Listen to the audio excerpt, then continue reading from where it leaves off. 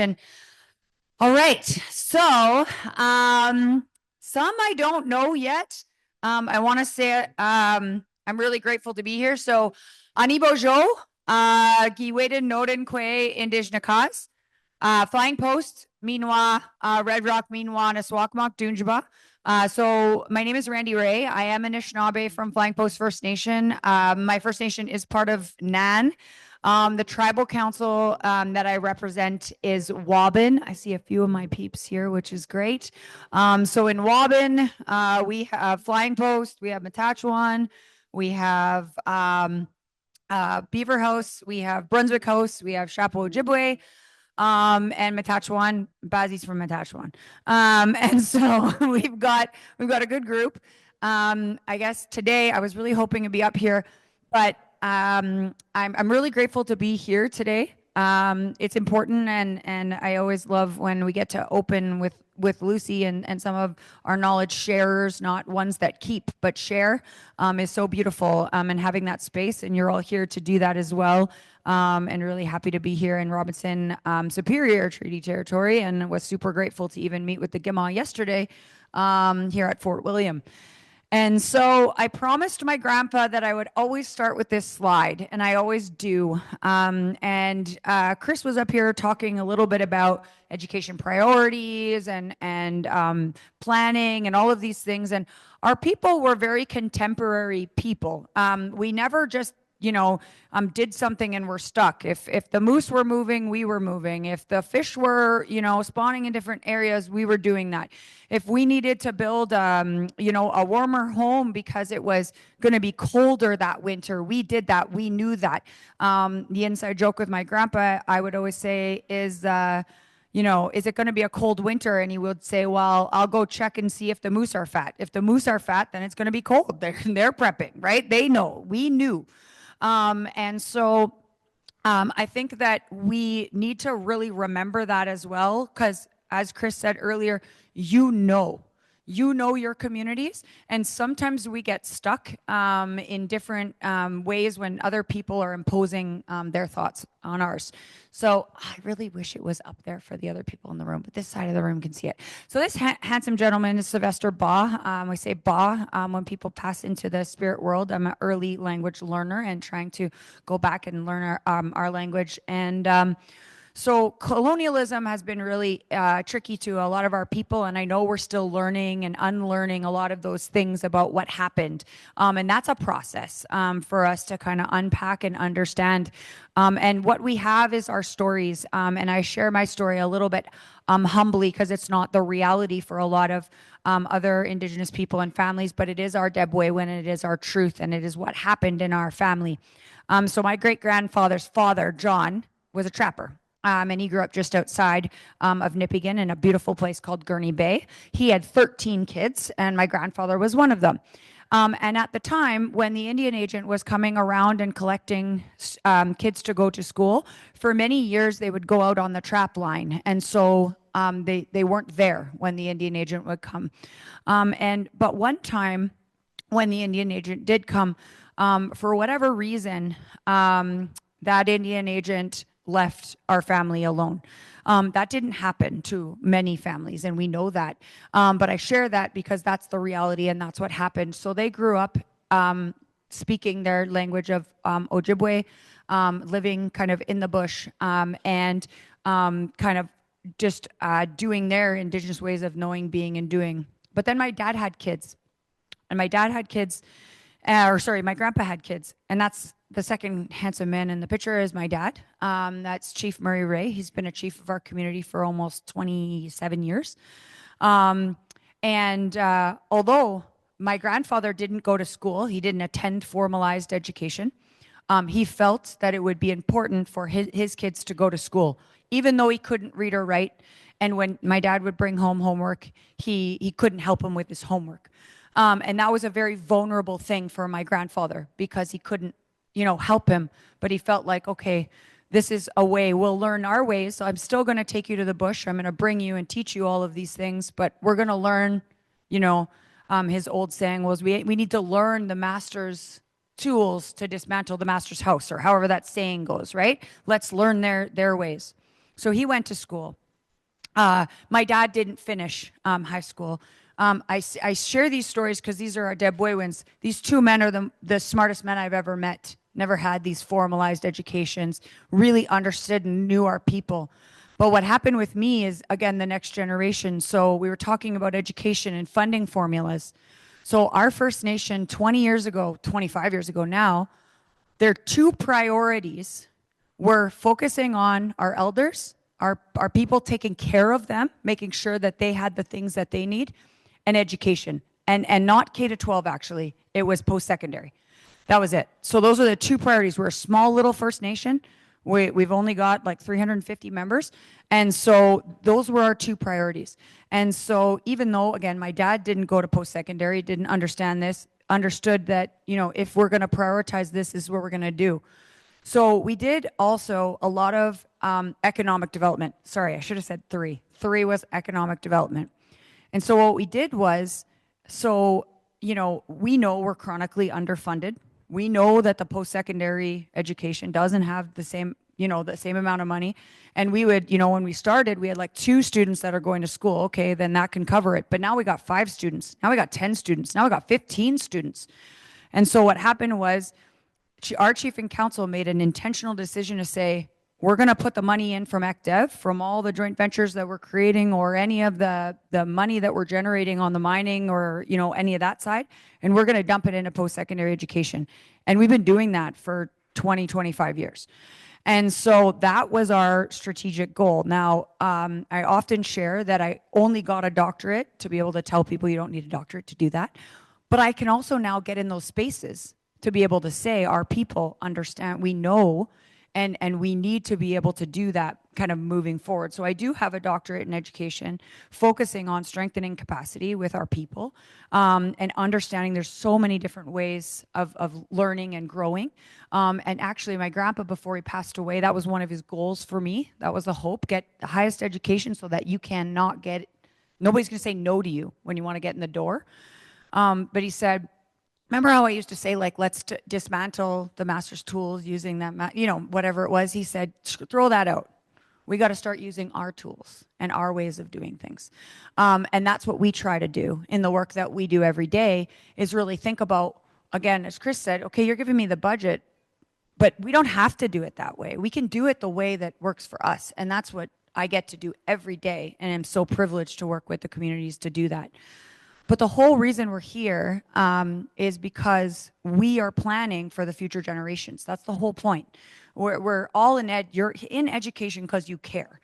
That's the reason you're here. Otherwise, you pick something else. You wouldn't be here if you didn't care about the future generations. We didn't care about our kids. Our families are the most important thing in our communities, and our kids are the most important thing in all of our communities, and that should be a priority. And when we talk about, you know, priorities at chief and council, and there's a lot of things going on, there's nothing more important than our kids. And so this little Nishnawbe Kwe I get to parent, which I'm so grateful for. Chris and I have the opportunity to parent this, you know, young Nishnawbe Kwe, and that whole, you know, that whole goal is to make sure that we're not having the same conversation for another 20 years, fighting about, you know, these things, that we're prioritizing and doing that.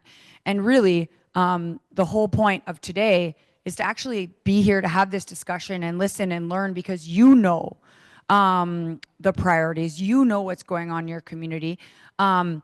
And I'm actually here. Where's Charles? Actually, Charles isn't here. Adobe. I'm here because I was voluntold also by the Education Committee.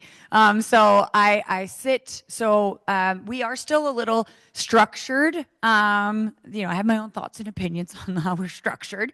We're kind of structured in a little bit of a colonial construct. And what happens is each tribal council has kind of someone that oversees and helps you. So in your communities, and I'm grateful, like, I get to support Derek in the important work he does at Metagami, because for me, I am helpful at, you know, at Waubin. And so at NAN, what happens is there is an education committee that sits down and has these conversations about, you know, how do we help and how do we support the education directors in the important work that you're doing every single day? How do we support the students? How do we support that? Because the chiefs come to us I'm going to put her on the spot, but Dobie's on that committee too. And it's like, and the chiefs come to us and say, what do we do? How do we do that? But we can't do our jobs without understanding from you also to say, what should we be focusing on? What should we be doing? And so we sat back and said, we haven't spent enough time, and we do every day, kind of talking to you in silos, but this was an opportunity to come together and say, how do we actually talk about the things that are really happening in our communities?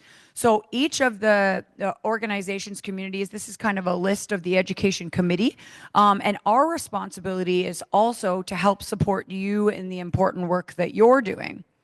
And we're a little stuck. I'm not going to lie. I just speak the truth. Everyone knows that. It's an interesting time in education. We're trying to figure out what is the best way to do the work that we're doing. At Waubin, for example, we recognize we can't do everything. And so our big top priorities right now for us are our mental health, getting mental health supports for our students, family engagement, because we're seeing a really big disconnect with the families. Mentorship with the kids. So if they want to be involved in anything, sports, arts, anything, we're trying to keep them engaged. And tutoring. That is really our 4 priorities. That's all we're kind of focused on. We've been doing that for a couple years. We'll see if it helps, but we can't do everything, right? So we're really trying to prioritize. But what we're hoping for today is to just have a conversation, a discussion, and that's where Janine will come in, and do that. I also recognize that everybody's not a chit-chatter like me and Charles. Just kidding. Right? So not everybody is looking to chat. So I use a tool, and I'll bring that up. But before coming to this meeting, I like to check in with my youth.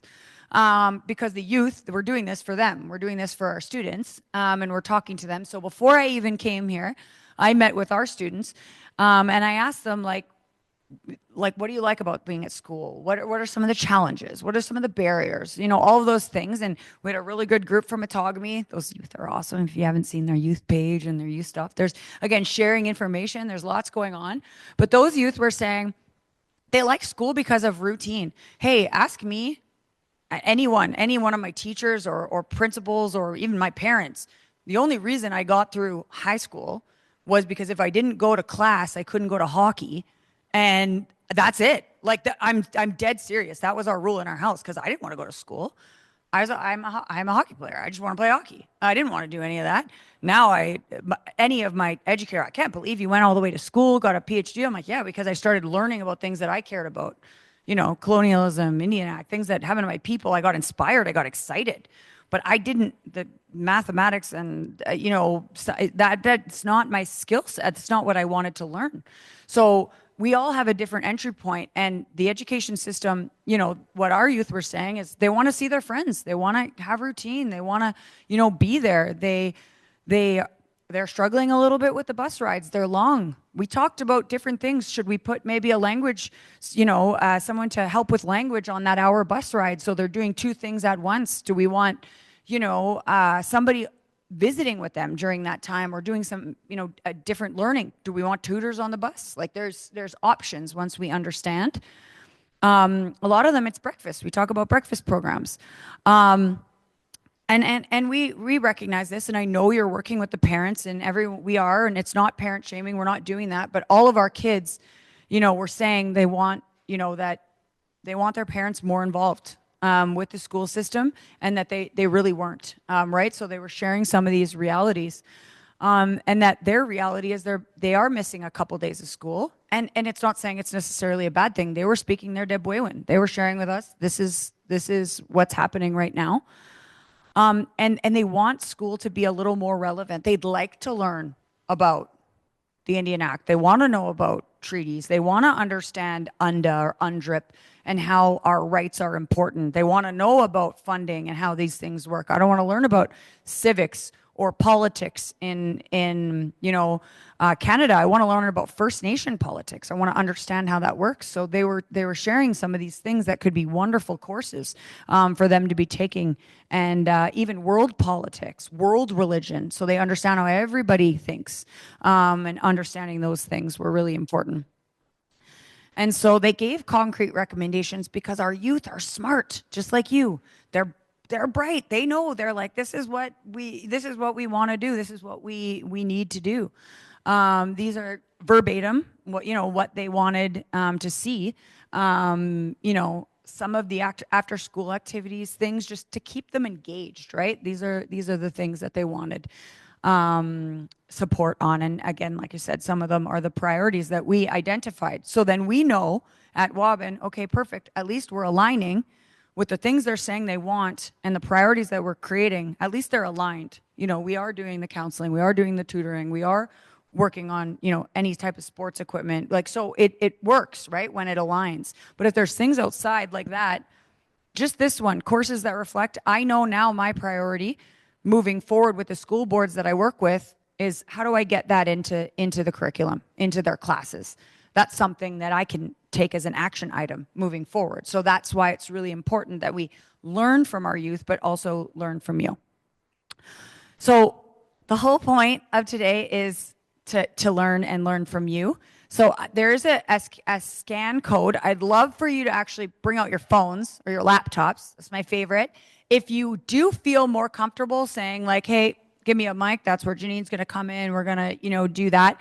But let's join in. And then it has an opportunity for you to provide, again, completely anonymous feedback.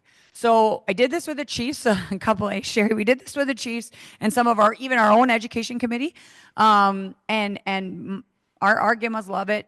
So they can go in and they can speak their Debwewin, their truth, without worrying about anything, because the whole goal is if we're not speaking that Debwewin, those truth, then nothing's going to happen or change if we're not doing that.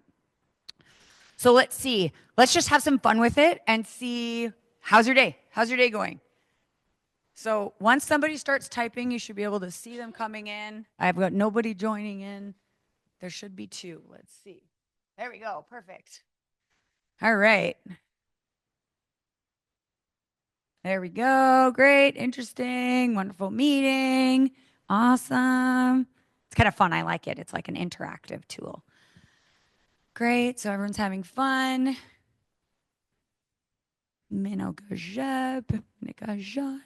There we go. Awesome. It won't know. And there's no way, even on the back end, I can't tell who wrote anything. So whatever you want to write, you write.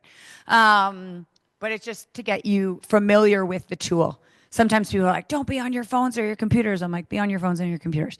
It's perfect. However we can get a little bit of engagement. Awesome. Great. What was your favorite subject in school? What'd you like? I did this with our youth and they were all like science, math. I'm like, mine was gym. I was like I said, I didn't really do any of that. But gym, phys ed, creative writing, awesome, accounting, science, see? Bunch of brains in here. This is great. Music, forestry, amazing, perfect. Forestry, how cool would that be if we had classes like that talking about forestry and practical, perfect. Like there's so many things that we can learn. Indigenous study, reading, that's great. And you can see, so there's 22 people. I don't know how many people are in the room, but if you haven't added, but try to add in. And the next one is actually understanding what I know you all bring so many different hats. You're not just an education director. You're not, just a, community member, but, are you staff? Are you bringing as an education director? Are you a proxy, community? You're Shkabewis like me? Just so we have an understanding of who's in the room. We can start to, because again, this information, Sherry and the crew this will really inform the decisions that we're making moving forward and trying to make. Awesome. So a lot of ed directors. That makes me so happy. Perfect, because that's who we really want to hear from you. That's the whole goal of this today. Awesome. Great. And I mean, recognizing that you're probably a community member as well. All right. So just about your students, predominantly, where do your students attend school? Is it at home community? Is it off reserve? Is it in Thunder Bay? Is it off reserve Timmins? Is it somewhere else? I know for our First Nation, we've got a big group. Super interesting. Once we did our learning in like the Kitchener area. So we've got a big group in Timmins. And then we actually have a very large group in Timmins. We've got scattered, right? Like most of us. There might be some in Vancouver or out west in the US, everywhere. But just the majority of your members. Again, as First Nation people, we weren't here, stuck, stay here. We were going. We were nomadic. We were doing what we were doing. Yep. K-12. Yeah, K-12.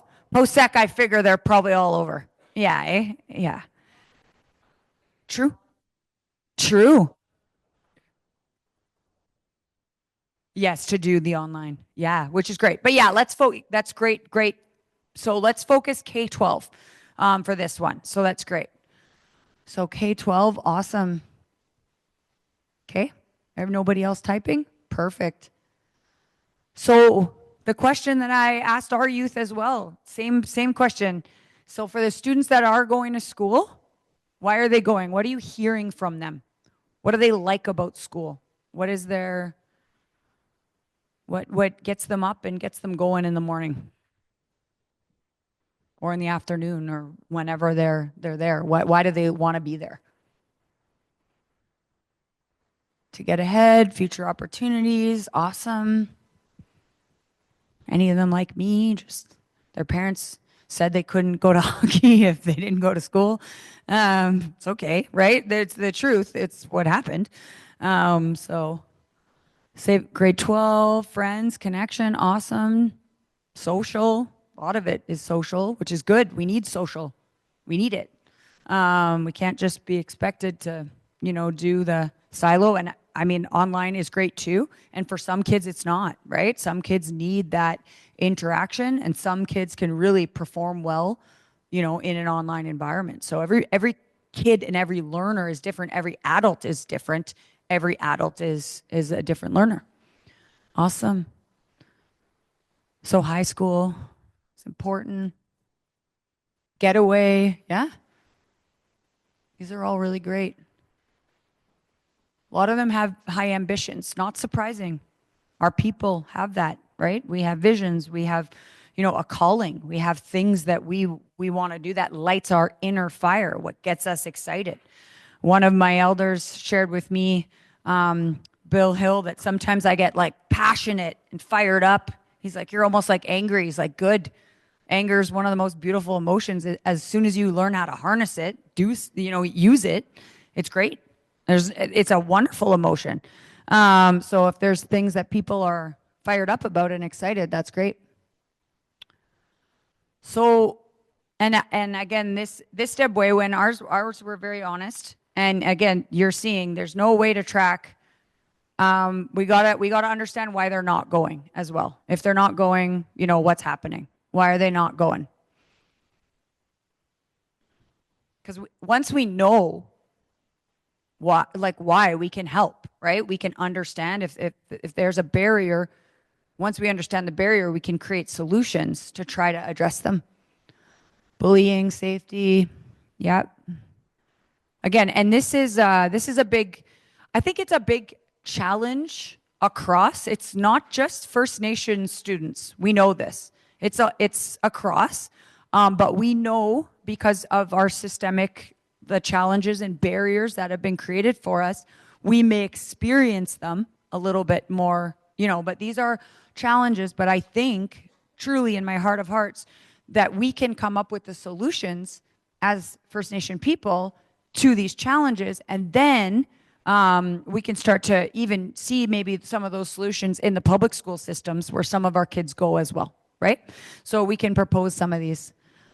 Yeah, They don't, that communication piece is really important. Maybe they aren't even articulating why they don't want to go. We need to create safe spaces for them to talk about why I'm not going to school. Challenges, you know, social challenges. These are the root. I would call these your root issues, right? These aren't necessarily education issues, but they are, because they're affecting our students' ability to go to school. So these are challenges. And so when I hear things like, oh, well, social challenges are not an education challenge, or mental health is not an education challenge, or housing is not an education problem, food insecurity is not an education problem. I'm like, yeah, it is.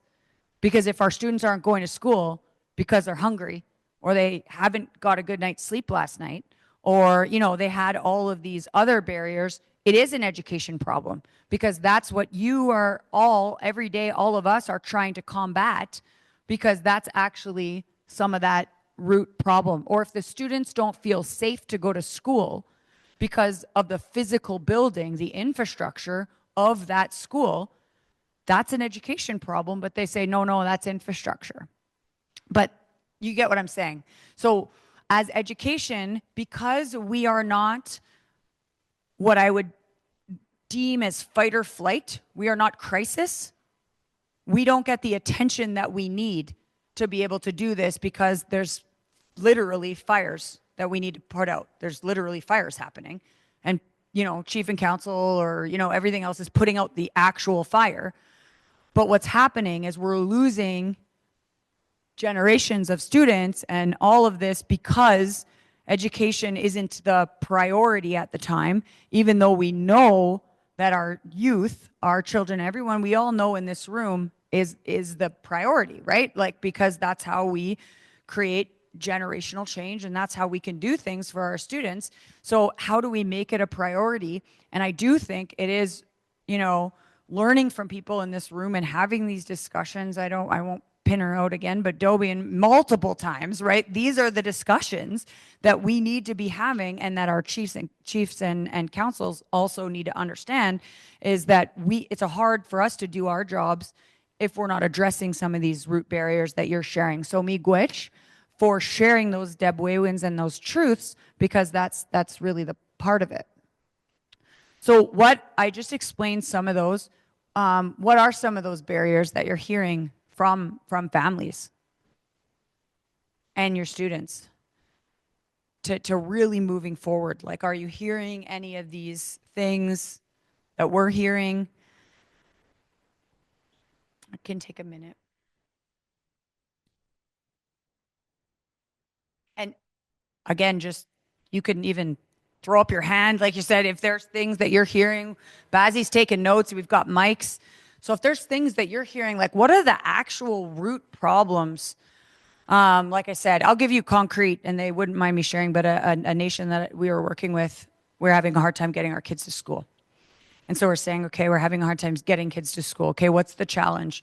And they're like, well, there's no bus right now. Okay. And then it's like, but we actually don't have anyone to drive the bus. And then it was like, but we don't have anyone to drive the bus because there's some layers right now. And I'm not shy to talk about them. Opioid crisis is tough. There's lots of drugs. There's targeted drugs in this community specifically, where drug dealers are moving in because the jurisdiction, they can't touch them because now they're in, on reserve land. And there's targeted pieces happening. So then the bus driver's not coming. Now the kids are not getting up for school. And then now the kids are, not awake. And then once they're maybe awake at 10, 11 a.m., they want to go to school, but now there's no bus driver to bring them to go to school. So we peel back the onion, and the layer is we don't have like a transportation issue or kids not going to school issue. We actually have a drug issue and an addiction challenge. So that's the barrier, right? So it's like we need to start thinking like that. That's not maybe but just to give you context of how we're trying to get to the root problem of all of these things. So yeah, so you're seeing what we're seeing, right? We're seeing some of these layers, and so we need to have these conversations more thoughtfully so that we can actively help you plan. Because if not, then we're just spinning our wheels and continuing to do things over and over again. So we need to do that. This is great. Challenge. Yeah. I remember at GIMA one time a chief saying, funding formula, Chris, we were talking about it, and he was saying, well, my kids want to come to school, but they don't have any shoes. Remember that? Do you remember this years ago? Anyways, and they were like, well, you can't buy shoes with the funding. And he was like, well, how are they supposed to get to school and participate in the things that they want to participate in if they don't have shoes? So I'm going to spend the money on shoes. And it's, again, going back to, like, you know what the barriers are for your kids in your communities. How do we just say, this is the problem, and if we can fix that problem, then we're going to be able to make sure our kids go to school. So this is really good. And again, Miigwech, for your sharing the realities of what's going on. And so what are the things that are working? I like positive. We need to also, what's working? Let's run with it. Let's stick with it. Like, let's, continue to do some of those things and learning. And, our poor Derek over there, we joke because there are a lot of things that are working in their nation. So we're always like, hey, Matagami, what are you doing? What are you guys doing? But it's okay because it's good. We should learn from each other and say, okay, one of the things that's really working for them is the youth right now. They're really focusing on their youth. Their chief and council, like, bringing them around, being like, you're coming to this conference, you're going to this, you're leading that, event, you're doing this. So they're really, really intentionally focusing on their youth, and their youth are saying, this is what's working. So we're trying to do that. It's not working as well in some of our other communities, but we're trying it. At least we're going to try it, just to see. Land, we can't escape. It's part of who we are as First Nation people, is that connection, right, to the land. That's a beautiful way to continue to do that work. Positive communication. Cindy wouldn't mind me sharing. They started doing sunshine calls. I don't know if you guys do that in your schools, but every time a parent picks up the phone, they're like petrified because the school's calling, right? And what they did in Matagami was they'd call and just say, hey, I just want to let you know that Lucy tied someone's jacket today. Got them ready, like she was in grade 6, and she helped the little ones get ready for recess. And I thought that was really cool. Okay, bye, hang up. Parents are like, thanks. Because the only time I get a call is when Lucy does something not very good. So they would do these sunshine calls, and they're building the rapport with the parents. Because I know my dad didn't want to pick up the phone when the school was calling because I did something or whatever, whatever was happening. So little things like that can be things that you can incorporate into your school as your practice of what you do every day and building that rapport. Because, our kids are kids. Our kids aren't, they're doing their best, and they're not bad kids. Or, none of us are bad kids. Like, it's just, there might be choices that were made because of situations, but we can try and work that way. So the culture, language, positive, that's great. Breakfast, there's some really good things. So let's keep those good things going. I'm going to ask you bluntly, because we're working on this one as well. Do you find it easy to work with the parents right now? Awesome. 50-50 already. I'm just kidding. And then it went up. This isn't different. Like I said, we work with school boards across. It's not just, there's a very low engagement right now with parents across the board, whether you're First Nation or not. Chris and I go to Maddie's parent teacher, and the poor teacher's like, why are you here? We're like, because we're supposed to engage, and he's like, well, she's doing okay. I'm like, I understand that, but we just want to check in and chat with you. It's like everyone's so uptight, right? So nervous. And it's created this barrier. We don't just talk anymore. It's really interesting. And I find, that there's a lot of shame and blame in this. And hey, I still coach hockey and can never do right. You guys work in education. We can never, do right. Oftentimes that's what happens. But It's a challenge. So it's something that we want to open the lines of communication on. And if you are, so a few of them, what are you guys doing? How do you engage with your parents? Is it through Slidos like this, chats, running into each other at the mailbox, as Chris said? Anytime, like what works when you're chatting with your parents? Is it Facebook? Is it Instagram? Is it, how are you checking in? I know a lot of the parents that I talk to, it's Facebook Messenger. I don't have Snapchat, but Facebook Messenger, checking in, the youth nights. Yeah.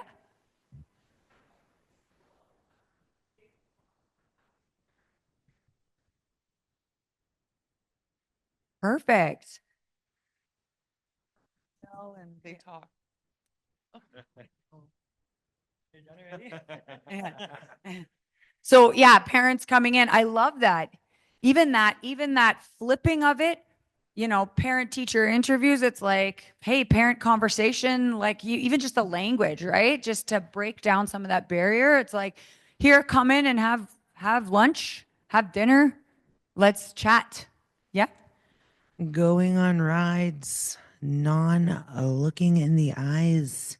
Right. Yeah. Just driving Just driving. and chatting. When you need to talk, you need to talk. Yeah. But also write it down, get back to me a little later Yeah. when I'm able bodied.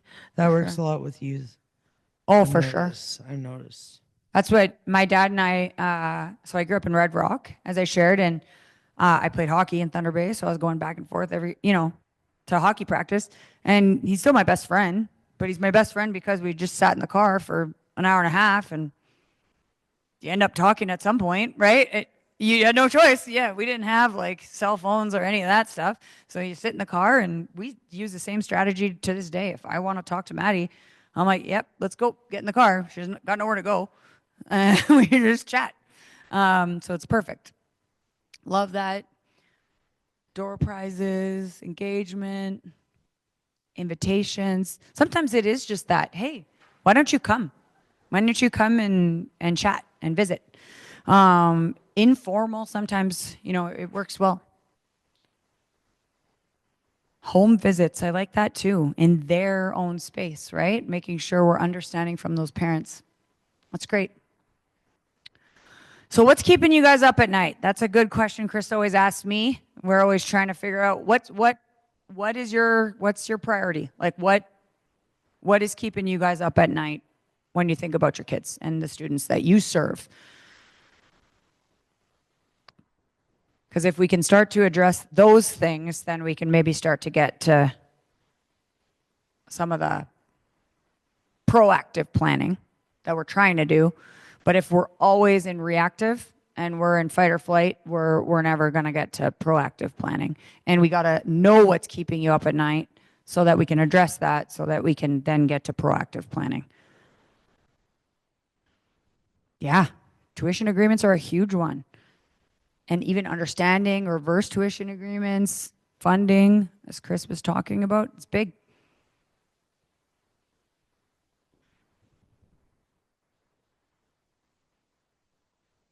Yeah, people to be able to do the work, or allocating, people to be the ones to do it.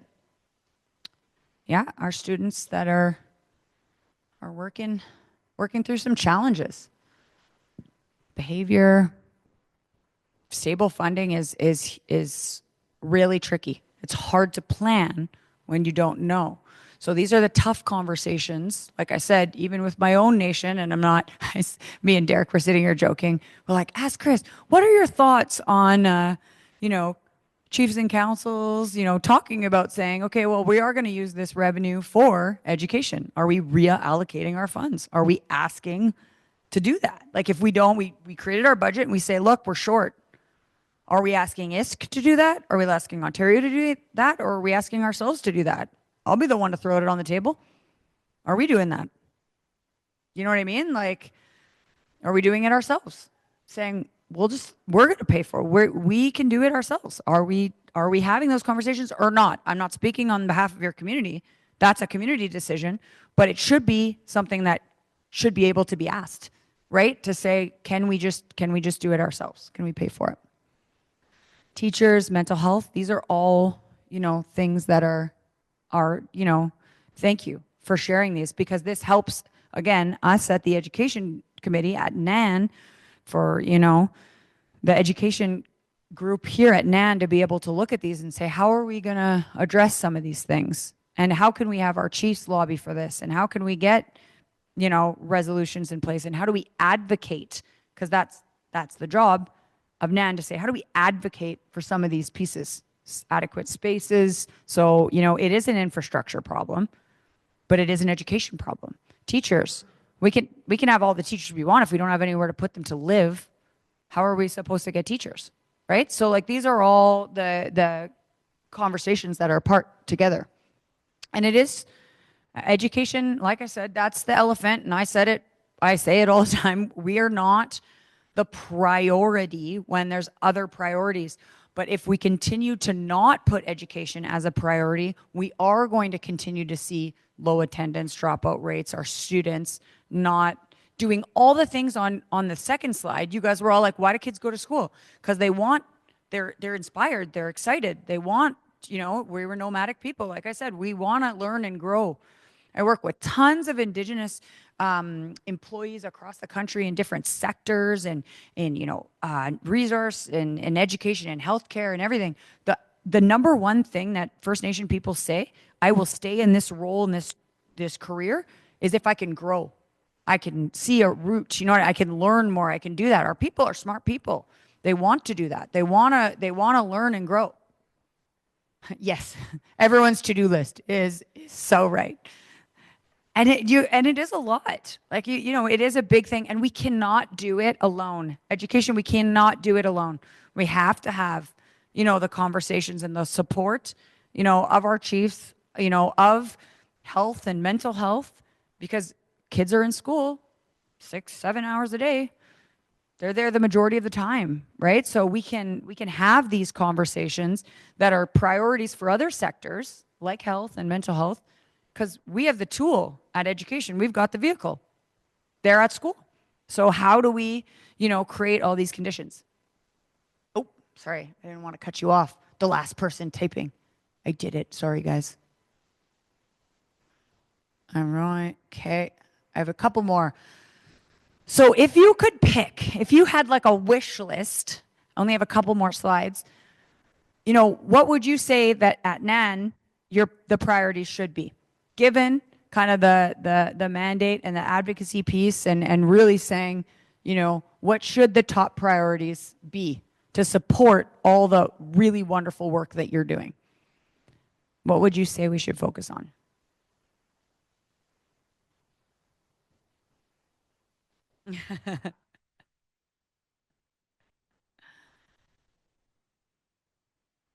Anything else? Hey, that's good. If that's one, then we were good. We'll just go do that, right? Is there anything? Awesome. Policies? Now I don't want to be biased. I'm like, money. Just kidding.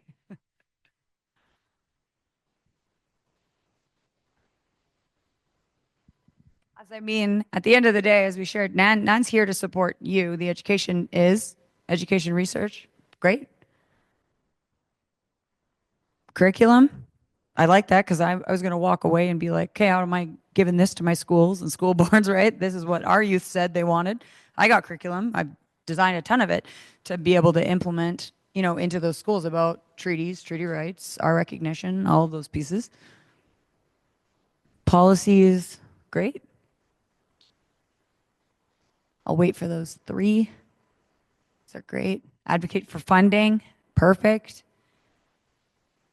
See, and this is reasonable. Like if we said to the chiefs, I need you to advocate for this, and we want you to sit down and understand all of these pieces and then show them the barriers. We can tell them that. Direction, awesome. These are great suggestions. I think, I don't know, Sherry, what do you think? Yeah?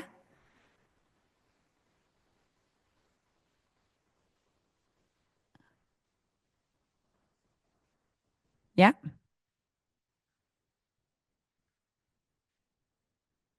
So for the policy development, are you looking for assistance in the community or more at kind of the overarching levels, like the tribal council levels? And again, we can't tell who wrote the policy one, so just looking for clarification for Sherry.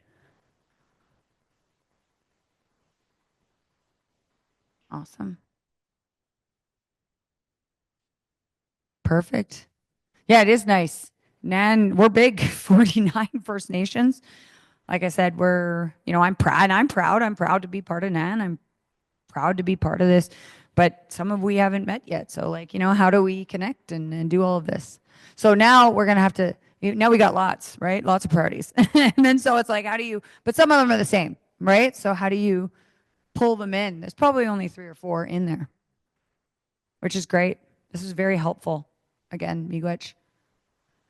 Um, and then just a bigger kind of question is what level? So it's kind of, you just talked about them before, but what areas of advocacy should NAN overarching focus on? As we talked about, education isn't just education, right? If there's some barriers that you were feeling, that would help you in the work you do, are there areas of advocacy that you would like to see NAN focus on?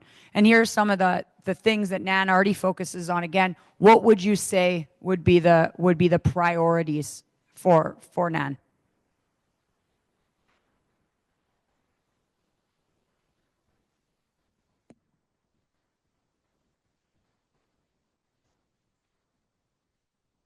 I promise this is like almost my last slide, but this has been really, really helpful because, like I said, without you, we can't plan, and without your input, we wouldn't be able to really understand.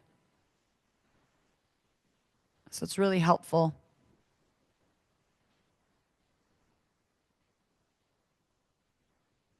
And then it's helpful also to the other departments to really understand, what the priorities are as well. So I'll give it a couple more. I see 11, 12. We were up to 22 at one point. So my friends, we've got a little more. A little more people could answer the active poll. But it is helpful to get that information and learning. And then last question is, are there other areas you feel NAN should be focused on? NAN in general. Yeah, no, in general. Yeah. Or NAN, yeah, no, NAN education. Sorry, I will keep that specific. NAN education. Are there other kind of areas you think NAN ed should be really focused on?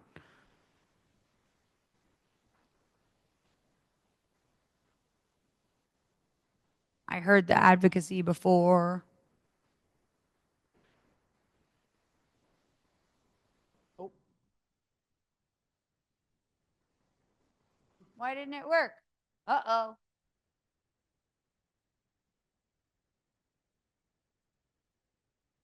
There you go. There was some typing. I love that one. Often go, me and Baz were just talking about this. I continue to go to places and everyone says, we need to build capacity. We need to build capacity. I'm like, we have capacity. We do. We just need to strengthen capacity sometimes, right? Like, and how are we actually doing that? What are we doing? Is there a plan in place to do that? Post-secondary, love that. Connecting.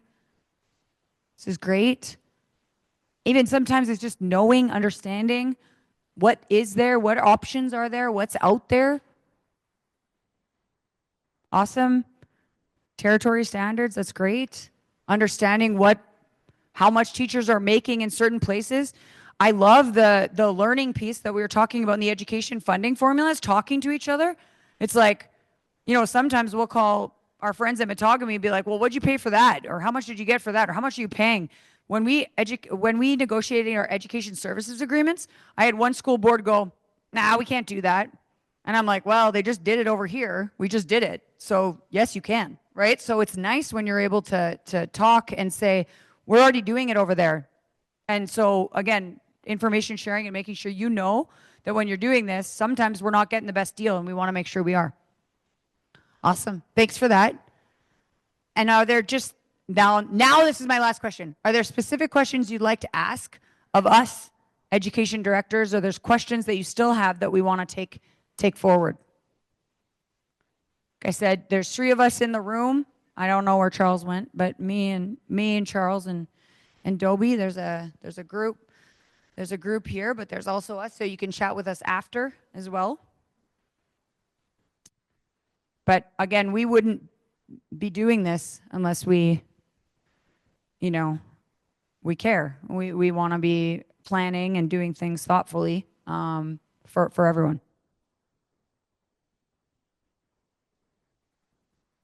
I don't take any responsibility. So if there's whatever works.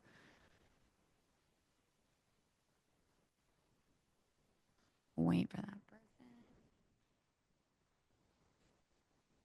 The bubbles. Oh, I had a question.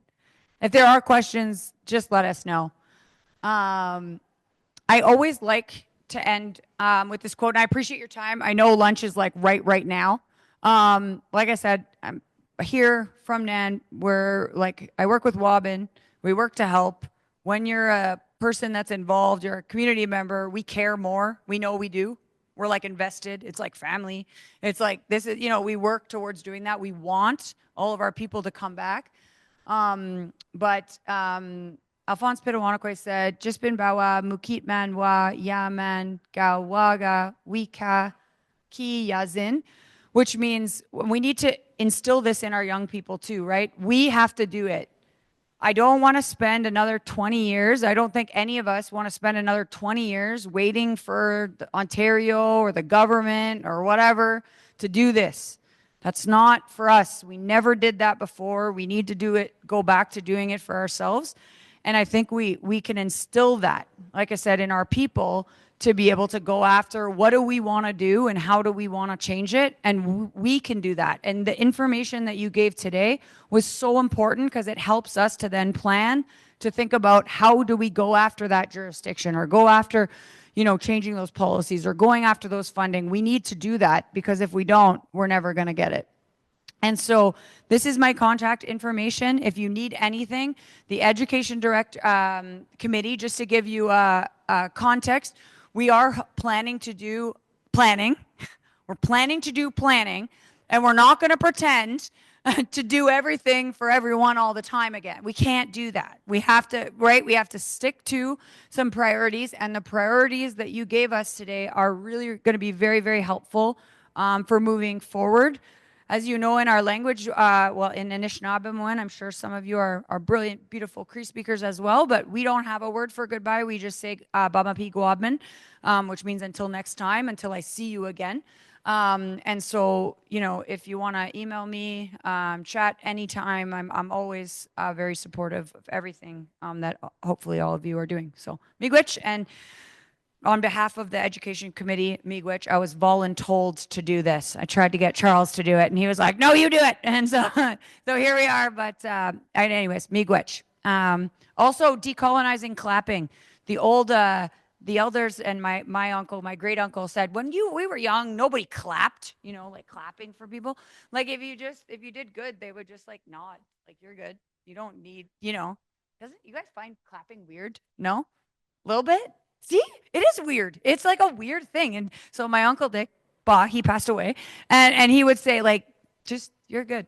If you're good, just do a little nod. You don't need to clap. But thanks again. I'll clap for you, miigwech, and enjoy lunch. That's it. Don't clap. See, I'm like, don't do it. It feels and good. We need to be uncomfortable. Uncomfortable makes us grow. Thanks, guys. Appreciate it. Andy Ray, everybody. Give her a round of applause. It was hard. Give her a round of applause and look at her bio. I'm going to read it all lunch hour. I kept waiting for my moment to jump in there. The mood lighting was putting me naba. I was like, I know it's lunchtime soon. Just hang on in there. Sam gave me heck. Open your eyes. You're going to get in trouble. I said, yes, you're right. But I was waiting and waiting and waiting. But I have a suggestion, not only just to take Randy's input right here. Randy, do you think we could go back to the last slide? prior to that one. Just everybody have that QR code still, because I think it'd be valuable to have it up just during lunch, those questions that we want to ask or anything like that, just because nobody gave that input. But I think everybody's a little bit, oh, well. And it's okay, it's lunch. So at this time, I've asked, we're going to ask our elder, Lucy Kakagamic, to do a blessing of the food. And also a reminder, this is your sixth time, 50-50 draws at registration table, everybody. What's that, 50-50 draws? No woo, nothing? Anybody get in on that action? Boo? Okay. Well, we're going to have a blessing of the food, and I want to ask our elders to please help themselves first, and then everybody else follow, okay? And we're going to have some music put on during this time. Please answer these questions if you can. Sometimes we need a little time and need to be woken up. So, miigwech. Okay, let's all stand, and we've had a long morning and we need to move around a bit now. And I want to thank Randi too for all the information that she gave them. Hello? Not on? Hello? Okay. I want to thank Randi for your presentation. It's a lot to think about, a lot to do. You know, we talk about these things a lot, but we need to put them into action and make them work. That's the challenge. Make them work. It's always that lack of funding. Okay, I'll just bless the food now. Shamandugak Shortson, Kinga Ganatsing, Nakamugumina Huagajmin Shak, Gimme Jack. Kagwajum Woshme, Moscow Jimin Shak, Waganya Pichap Tagashkak. Washme Genu, which he Shakma. Mad Jesus, we zone Jim Hayan. Amen.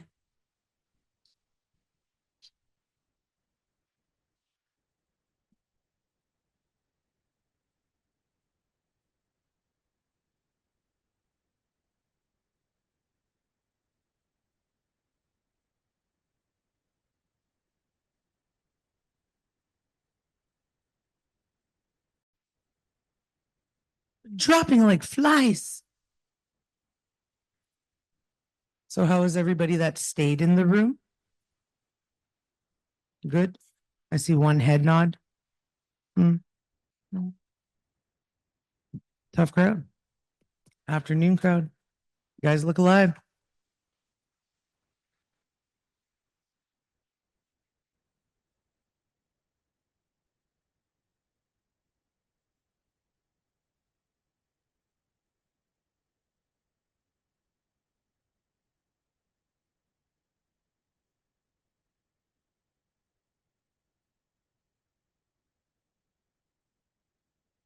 Bamatoon in the house. They heard me down the hall. They're like, oh, we better get in there. She's going to scold us. Does everybody enjoy the lights on? Yeah? We're not napping this afternoon. Just saying. We're going to wait till 4:30 on the nose. I want to say chimigwech to our Delta staff for feeding us and appreciating us the way you do. We appreciate you back. Welcome back to those who are here. We have a special address this afternoon. We've asked that a Mr. Darren Potter be brought to the microphone. Maybe if you heard his name again, Darren Potter. Yeah. He wants 5 minutes of your time. So please give him your undivided. I know you guys are texting your friends, your new crew. You're saying, get on down to this main forum room. Jean's talking rather loudly and we need her to stop. Okay.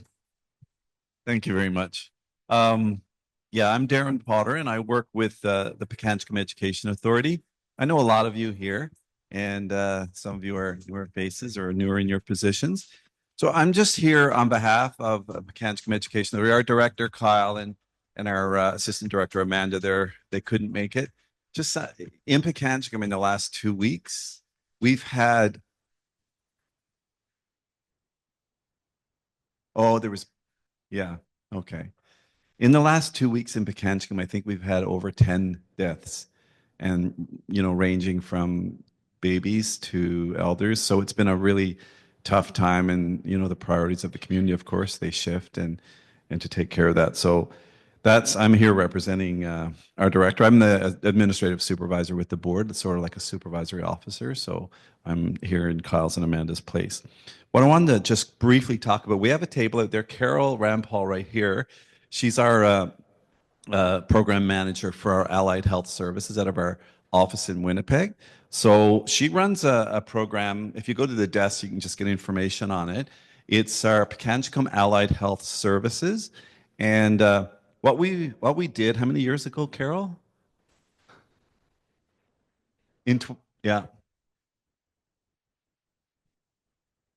Okay. So in 2022, we decided we had another service provider for our allied health services. So speech and language therapy, physiotherapy, occupational therapy, art therapy, behavioral therapy, all of those kind of things and associated. We used to use another providing agency. And we just were finding that it wasn't as effective as we wanted it in the community, or as the community wanted. They didn't feel that connection to it and that continuity of service. And the visits to the community were very, very rare, maybe once, twice a year. So we've developed our own, where the Allied Health Services, Pekanskam has hired staff. So we've got speech therapists on staff. We've got physiotherapists, occupational therapists, art therapy. So all of that kind of service that your students might need for whatever their areas of need are. And we have some rehabilitation assistants that work with them. So they're trained assistants that work with them. So we have in our staff in Winnipeg, I think we have 13 or 14 staff right now. Yeah. So what we wanted to do is just share that journey with you and let you know that, look, you can possibly develop something like this for your community as well. Either you do it on your own or in partnership with someone else. First Nations can do this. You can do this, on your own. There's definitely, work involved in it, but our model, we have 2 to 4 therapists in our community every day of the year. So we have therapists or rehab assistants in the community every day of the year, 2 to 4. So you can imagine that continuity of service that you're getting with the students.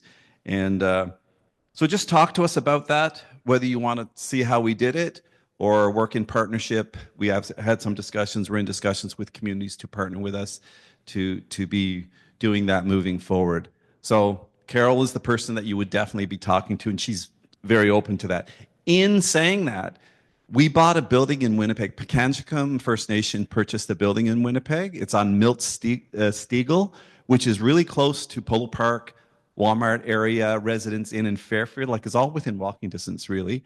And we bought a 16,000 square foot building. We're using probably about 6,000 square feet of it for our offices and our therapy services. So what we've developed in another portion of it, you can get a little pamphlet right here if you want to take it back to your community and share it with your chief and councils and any organization in your community. We've got a conference and event center. So we have a big conference room, not as big as this room. It's probably about, not quite as big as this room, maybe 2/3. And it can accommodate up to, 80 to 100 people for a small event, and also catering services involved, office space to organize that. So if you have any interest in booking something, supporting a First Nation, or just working together with First Nations, get in touch, get one of these pamphlets to get the information, and share it with your community. We'd be happy to host you there and enjoy a good event. So that's all I wanted to share today on behalf of Pekanskam First Nations.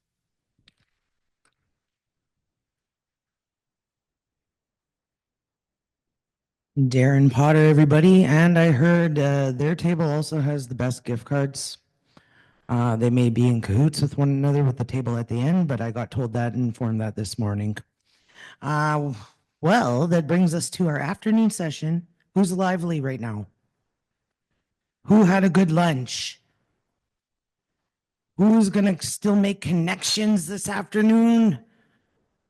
Like, it's okay. We got these two young fellas that are going to tell us something very intriguing going on in the education world, not only for our leaders, not only for our students, but for our principals and all our staff. Who knows artificial intelligence? Going go me neither. Hey, don't listen to me, Siri. Thinking about my algorithm. They're going to teach us some things. I'm not going to get into their formal bios, just that. Wait, Keith, which one's Keith? Keith has 20 years of experience in IT, and this is his esteemed colleague, Alex. And he is also very well to do in facilitation in many roles. I'm going to let them introduce themselves, and they're going to bring us today through White Rabbit, empowering education through AI, opportunities, tools, and the road ahead continued. So without further ado, give them a big round of applause for being here and being on standby. Come on, don't be shy. Thank you very much. Thank you.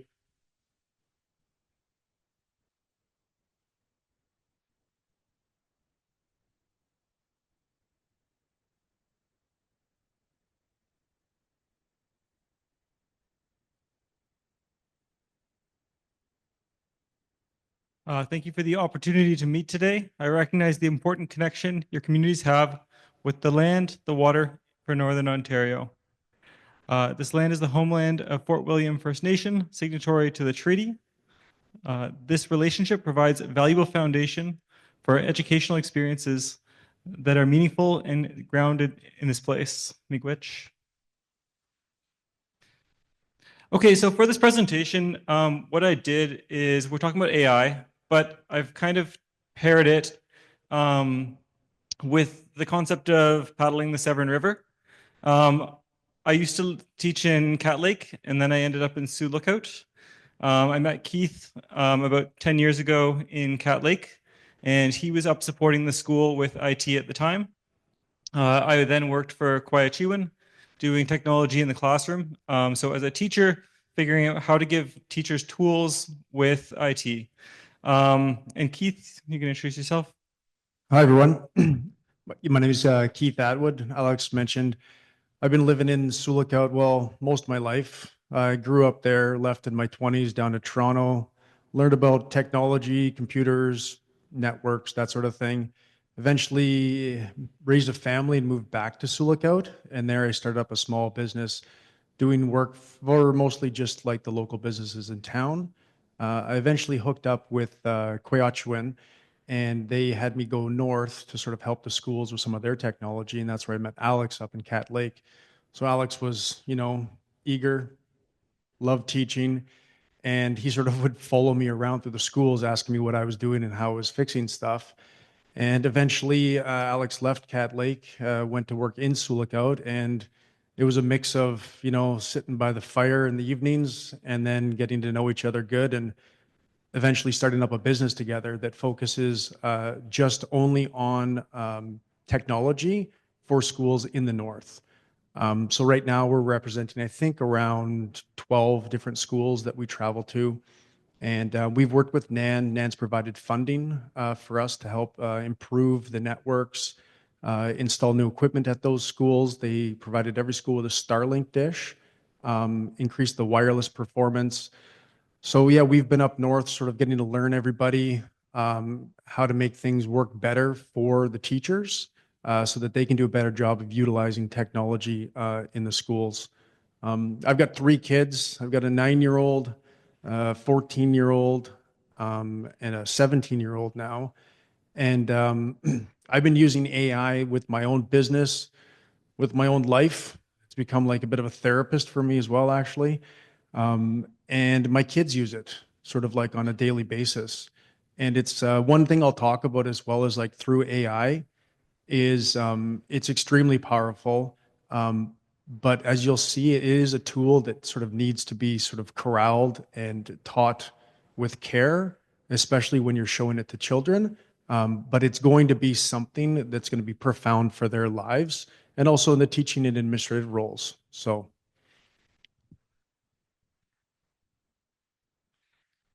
Yeah, so as I was mentioning, when I was working up in the Northern Ontario region, I got to fly to many of the different communities, and I have the privilege to have been to many of your communities and get to spend some time outside of the school as well. So like from bearskin going to the traditional area and getting to unplug away from technology on some of those things. So to me, one of the things that I was always interested in was the Severn River. So I had a friend and the Terry family in Sioux Lookout. She did a canoe trip with her family and they went up the Severn, and she was showing me pictures and telling me stories of that trip. So it's something that I would like to do one day. I haven't done yet, but it was interesting sort of going through the exercise of looking at how we could do some planning and using AI as a tool for something like a land-based, expedition or trip. yeah, so sort of like one caveat, we used AI to create this presentation that you're going to see. That's full transparency. So rather than us sort of going in through like the history of AI, what is AI, we thought we'd start off with something where we actually used AI to create something that we could show you. So for example, the text on this page right here, it was written by an AI chatbot. The little picture of the rabbit down at the bottom was created by AI. And we're going to show you how to do some of this and how all of these tools can sort of come together. There are open-ended ways to use AI, and then there are specific tools that are just for education, and we'll get into that. But just know that, like, I mean, this presentation was a collaboration of 3 humans and an AI system responding to our interactions with it. And I think one thing that this does for me is like having little illustrations and pictures. It kind of makes things fun and approachable. But it's something that we worked with Nan a couple of years ago in partner with the Ministry of Education to create some lesson plans. And at that time, it took us a very long time, a huge amount of hours with the team to work on these lesson plans, introducing some things like drawing syllabics in digital programs so they could be 3D printed or laser cut. But as part of that, we hired an illustrator and he helped with some illustrations. We had people with their Masters of Education working on the lessons, and it was a collaborative group. But it took a team months and months and months. So one thing that I'm hoping is that this AI sort of makes it easier and more accessible to deliver more resources that are what you're looking for your communities at a faster pace. And so it means rather than having to hire an illustrator to create the book, the kids can be creating the illustrations. And it's all with teaching and knowledge, but it's sort of going, if we want to create flashcards or syllabics cards or different resources, this is something that we want to figure out how to make this useful for you guys as the audience. And I think that's important. Yeah, and it's twofold. So there's going to be, on one hand, you're going to have staff members that are not using AI to sort of like help or assist them in their job. You're going to have students that are not using AI, right?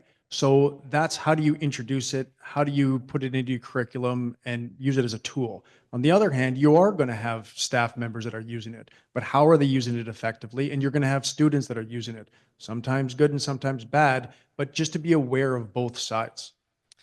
So for the sake of this presentation, I wanted to pick a audience.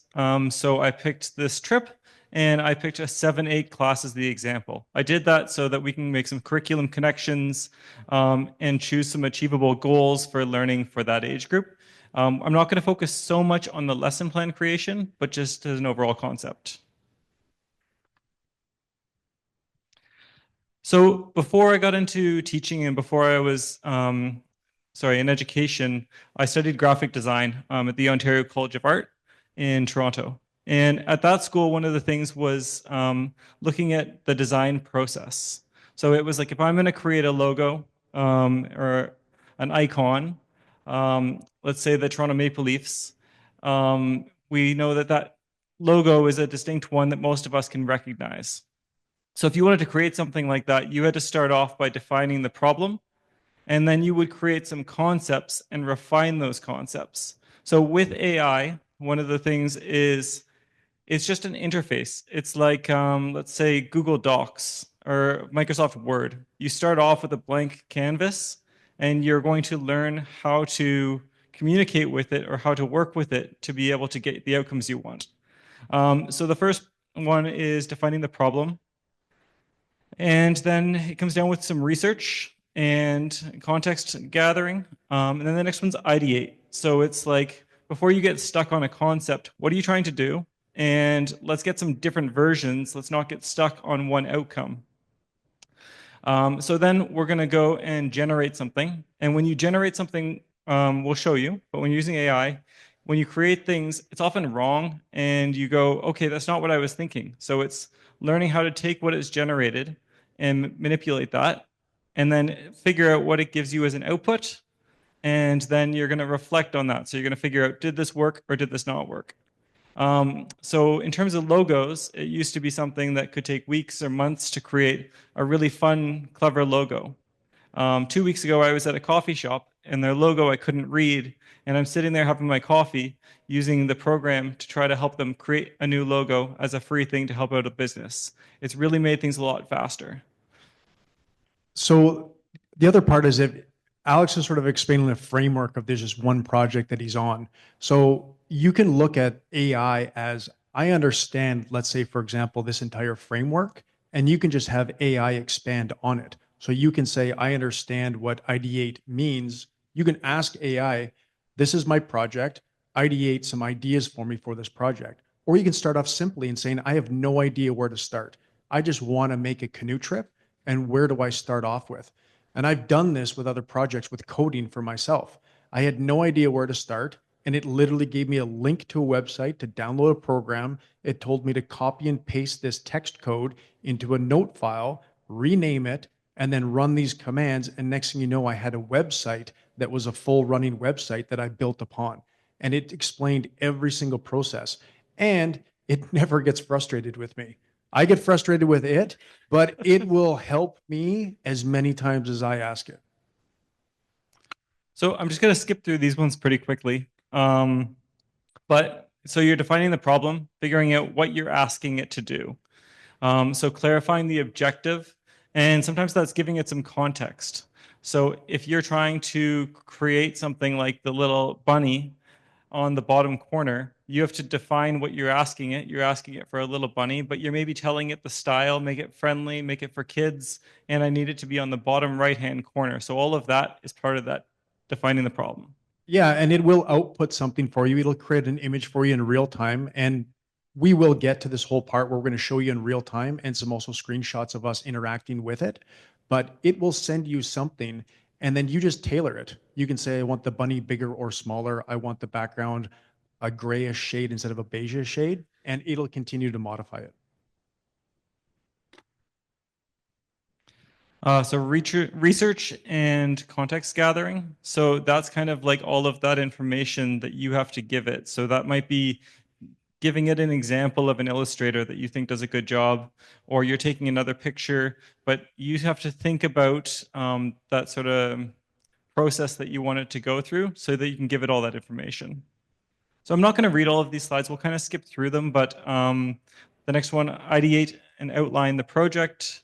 So that's the brainstorming. So generating, the program that we use the most is ChatGPT. We will show a couple of others. ChatGPT that we're using for creating this content is generally a free program. And then they have a couple of different versions depending on what you're doing. So the free version is text-based, and then when you get to the paid version, you can do more for illustrations, images, or more data sets. So elevate and iterate. This is where, like, when it gives you something, when it gave me the little bunny at first, It was in the center of the screen and it was a little scary looking. And so this is where you're making your changes and you're getting it to go back to that goal. Sometimes redefining what those expectations are. And then this is where I liked the finalize is when you're taking that and making what you're doing. So I was taking it as individual slides and bringing that and incorporating it into our presentation. So at this point, they started off as images and then we use them for this template.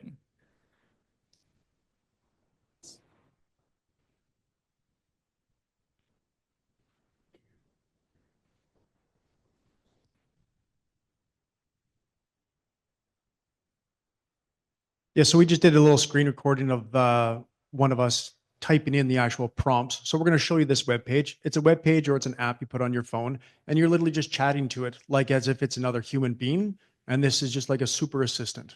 Many of you have probably seen this before. Some of you haven't, and we'll just sort of let it do its thing here.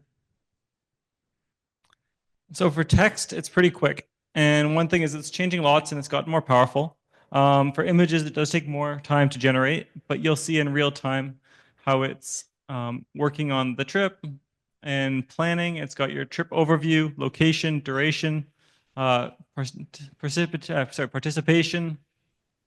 So one thing with the trip is that in my head, this trip for grade 7, 8 kids, and I might have this on another slide, but I was going, oh, I wanted to help plan this trip. So I went, I want to go from Bearskin Lake to the Fort Severn. And so I asked this to ChatGPT. I said, hey, like help me plan this route.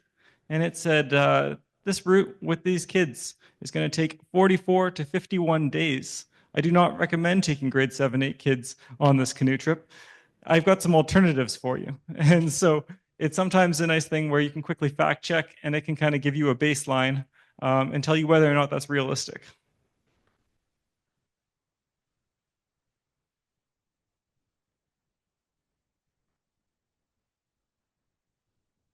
Oh, is it stuck?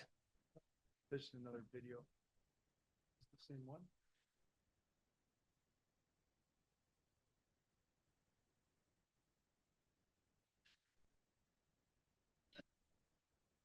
It should be a It's trying to go slide. backwards. There it is. Okay, so you saw that it generated something and we didn't want to give like the full long page, but essentially what it was doing is it was saying, if I'm the teacher and I've got to plan this canoe trip, there's a lot to think about.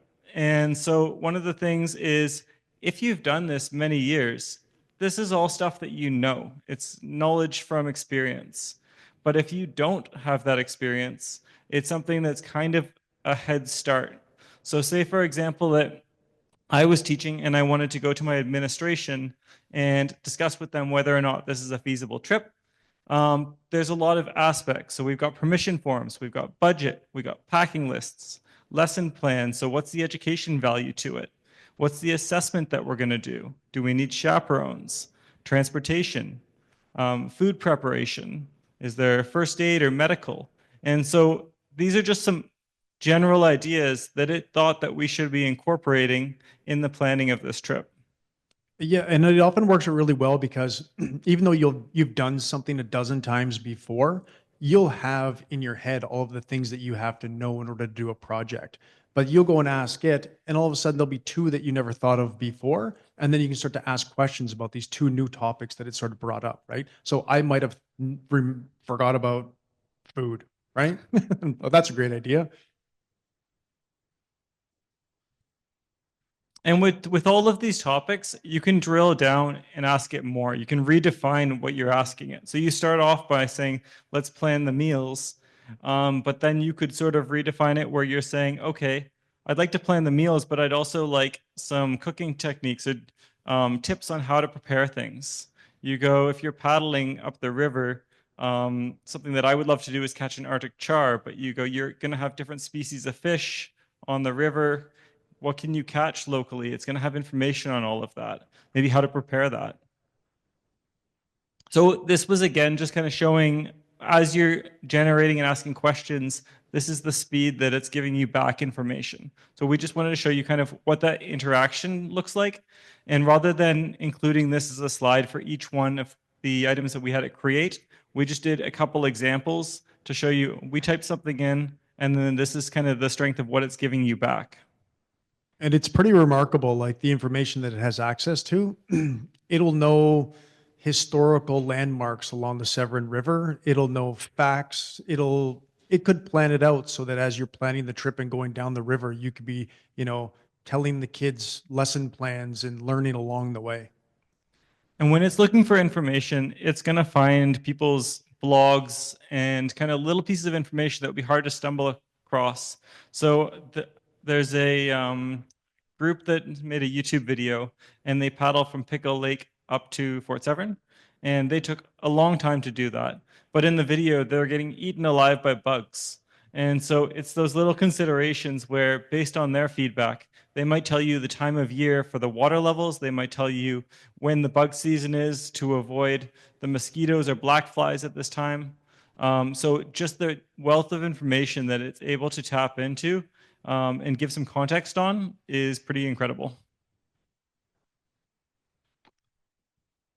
Yeah, so this was the slide. I was sort of jumped ahead on this one, but when it was going for the paddling, so it was saying that the distance is 700 to 900 kilometers for the route taken. And so it was thinking that this is going to be a very challenging route. I said it was like 40 to 50 days, but it's saying here 25 to 40. So it's going likely not feasible. This isn't the canoe trip that you should take these kids on. But it had a couple of options. And so it suggested doing a fly in, fly out, or fly in to an access point. And so with the new route, it was saying one option is paddle a portion of the Fawn or Severn that can be completed in 5 to 7 days. Support by float plane, drop off, or pickup. Sandy Lake, Big Trout, or Fort Severn airstrips. Example, fly to Whitefish Lake, headwaters to Fort Severn.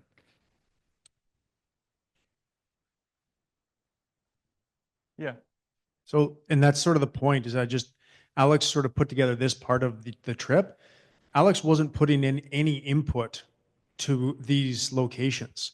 It was looking on a actual world map, the AI system was, and it was picking communities that were close to along the drop-off points in order to plan out this route. And now once again, we're just using this as an example.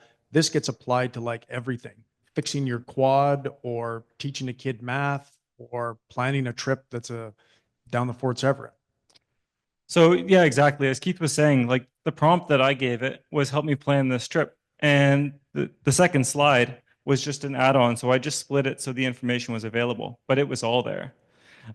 So then I wanted to show kind of a visual for this. So this is where, again, we sort of have this ability to create images to reinforce the concepts. So for this one, I asked ChatGPT, create an image from the map from Whitewater Lake to Fort Severn. So it generated this image here, and it used a nice illustration style, and it kind of kept with the rabbit that I was working on earlier. It sort of learns what you're working on as a project, and then it will adapt that information to kind of fit in together. So that was kind of the suggested route that it had. And one thing with it is, with everything it presents to you, it will understand that there's a canoe route, and this canoe route has happened before, and it's an appropriate distance. But it might forget that there's a very long portage section that the kids have to do. And so whenever you're doing any of this, and we'll go over this a couple times, but even if it presents the information, you still want to think critically about it and kind of fact check everything, not present everything that it has as truth, but just kind of some suggestion or guidance.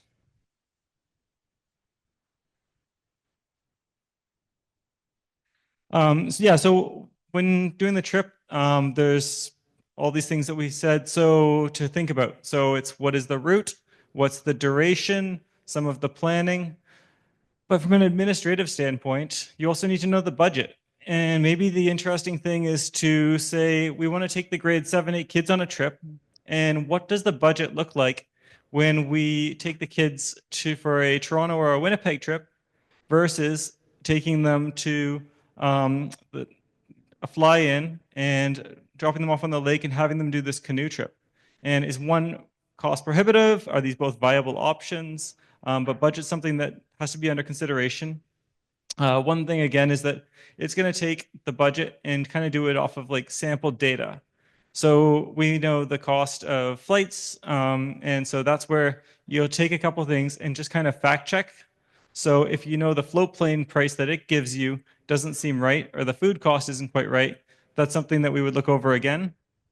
But what it did is it's got your food, it's got guides, canoe rentals, float planes, and then it sort of breaks it down for materials that you might need, safety gear, like spot devices, contingency food, pre-trip planning days. And then it gives you the overall budget. And then based on the number of students that you said you wanted to go on this trip, it breaks it down to the cost per child. And so I don't know if, like, you guys have planned far more trips. I don't know if the budget was anywhere close to realistic for what it would be. But it's pretty interesting how many considerations that it takes. And it's one of those things that you can say, you missed this budget item. You didn't cover tents, or we need new gear. And it will recalculate all that information and give it to you as a new budget item.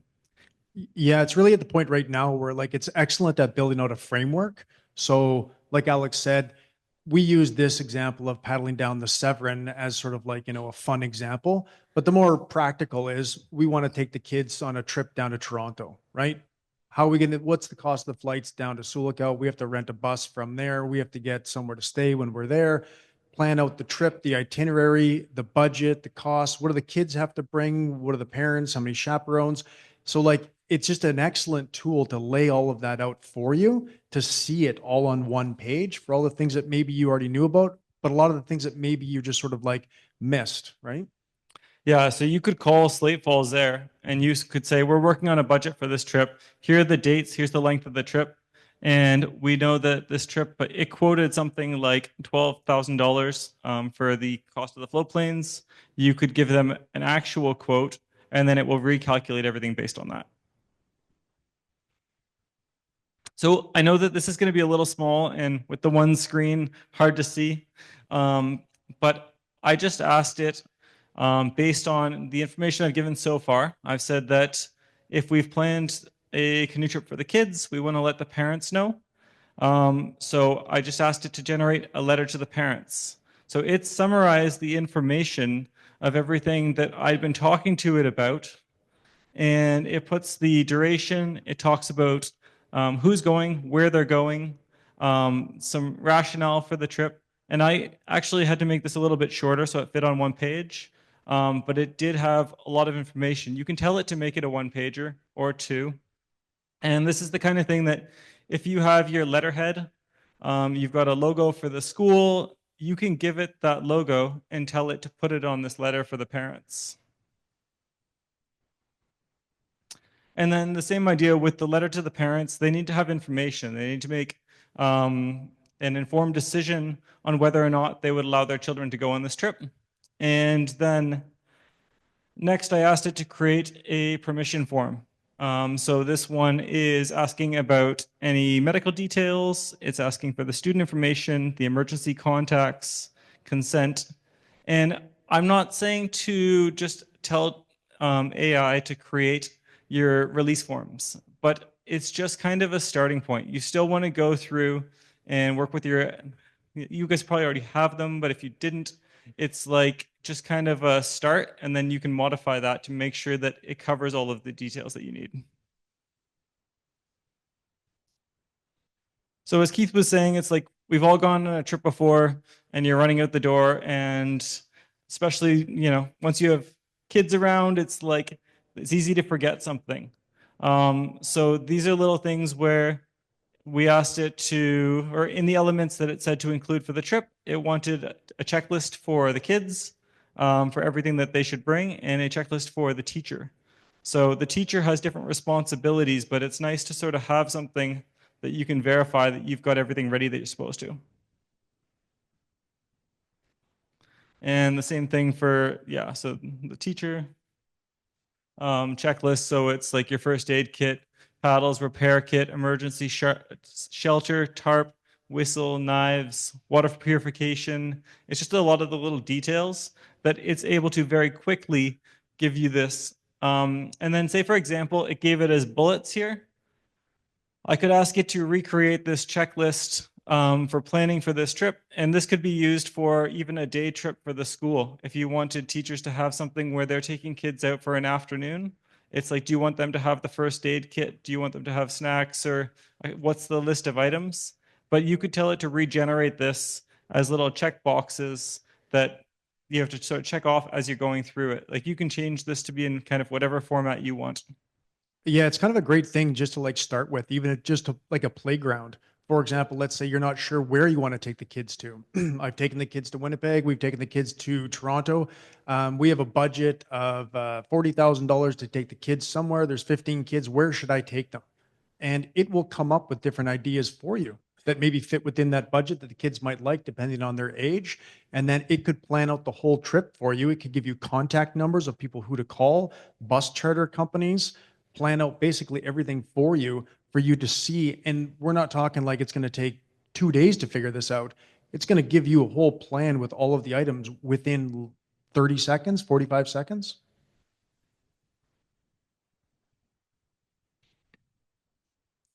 So again, like this is just another example of a checklist.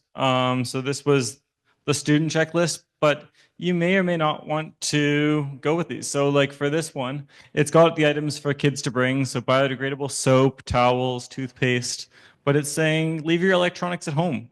Like let's unplug and be on the land for this trip. Leave the distractions. You might want them for safety reason where you want people to sort of or take pictures or different reasons. So you would tailor this to what you want, but it's just an example of all the little details that it's thinking of and even some that it's saying you shouldn't have. Okay, so that's like the planning, which is a lot of the between the teacher and the office. We're looking at budgets and items and what needs to be maybe ordered ahead of time. Is there food prep and all of these details? And then it goes to the other side for the academics. So what's pretty neat is that you can really give it reference documents. So we said for this one, it was a grade 7-8 trip, and it's created learning goals for each day. So it's got connections with social studies, health, physical education, geography, math, language, science, indigenous studies, drama, arts. So it's taken a whole bunch of different learning goals, and then it's given some lesson plan or themes for each one. So this is kind of like your long range plan where over the trip, here's all of the different areas that we could cover. You could remove any of them. It's just kind of a sample and each one's adjustable. And the other part that we've done before in the past with developing curriculum material is on the Ministry of Ontario website, you can download every single course through a PDF.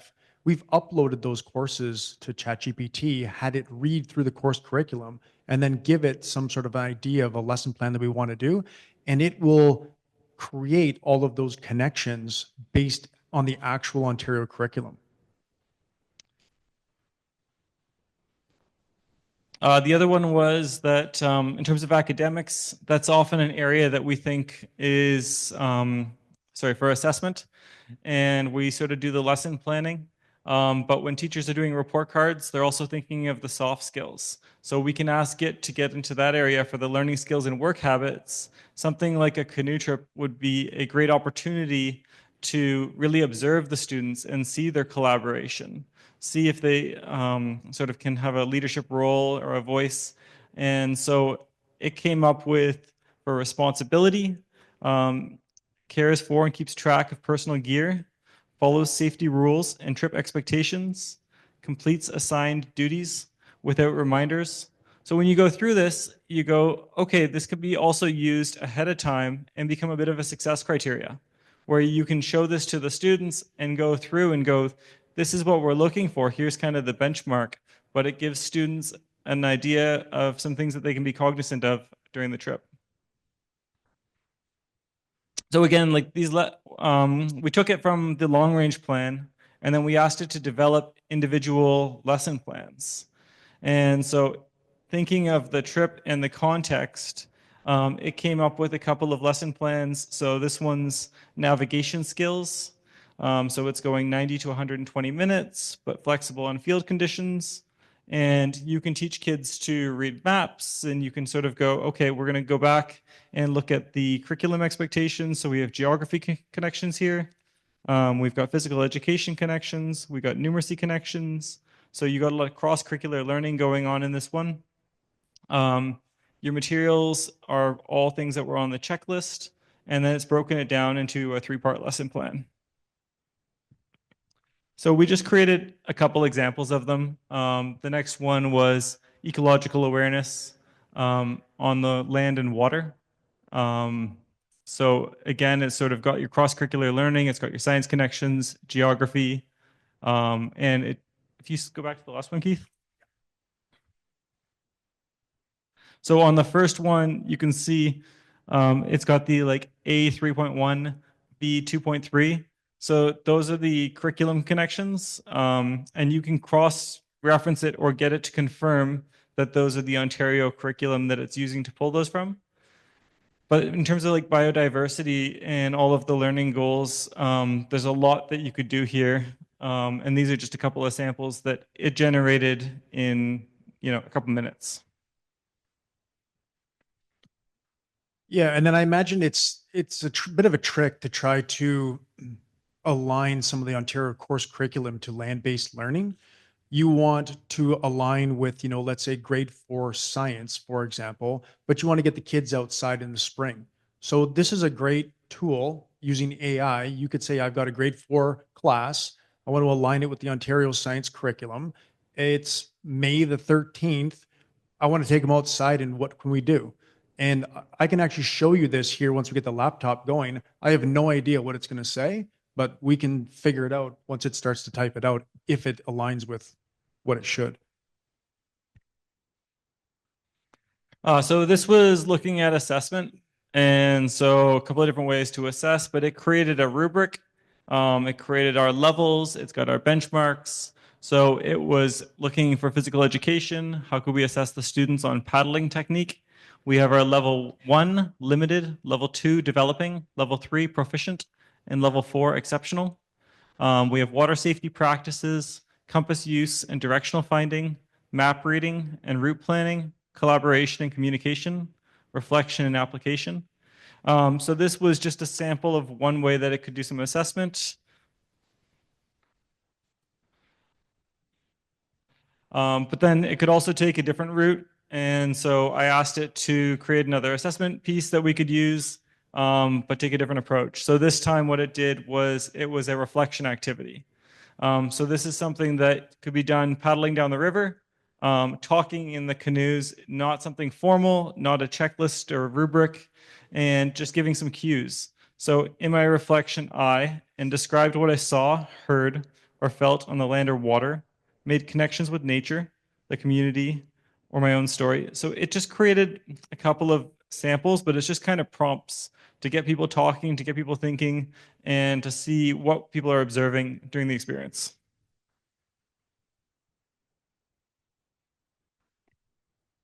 Okay, so we've got the pre-trip. So there was planning, there was budgets, there was everything that happened to get it ready for it. And then for the trip, we looked at some learning that could happen on it, some lesson plans, some assessment. And then I thought that it would be nice to put a reflection activity in there to show something that the kids could do when they got home. And so say that the grade 7, 8 kids finished their canoe trip and they're going to think about the experience they had. I taught 5, 6, but I know during placement, I got to do like a buddy program with the kindergarten kids. And so I was like, it'd be nice if they did like a think, pair, share, a little buddy program where they created a little storybook for the kindergarten kids based on their adventure. So using AI, they could give some prompts of things that they saw, things that they enjoyed. They could put some notes, and then it generated these images that were unique to this trip experience that we talked about. It understood that the target audience was kindergarten, and so it made the images big, bold, friendly, It used bright colors. It's got primary colors. And so this is something where you could take them and print them out. Or you could take them and have them as like a digital book. So this is an application right here that works on the iPad. There's a free version or a paid version, and it's called Book Creator. So you can create a digital book on the iPad using those images. You could take them from ChatGPT, bring them over, and then the kids could scroll through the book and read it together. You could have multiple pages, but it's just a way that you could take sort of the technology and make it interactive for the students. So we're going to be sort of shifting to another part of the presentation. But I know that AI as a topic, you may have seen it. I'm not sure. Hopefully the examples we gave help set some context of ways that you could use it based on a project. But does anyone have any questions before we keep going?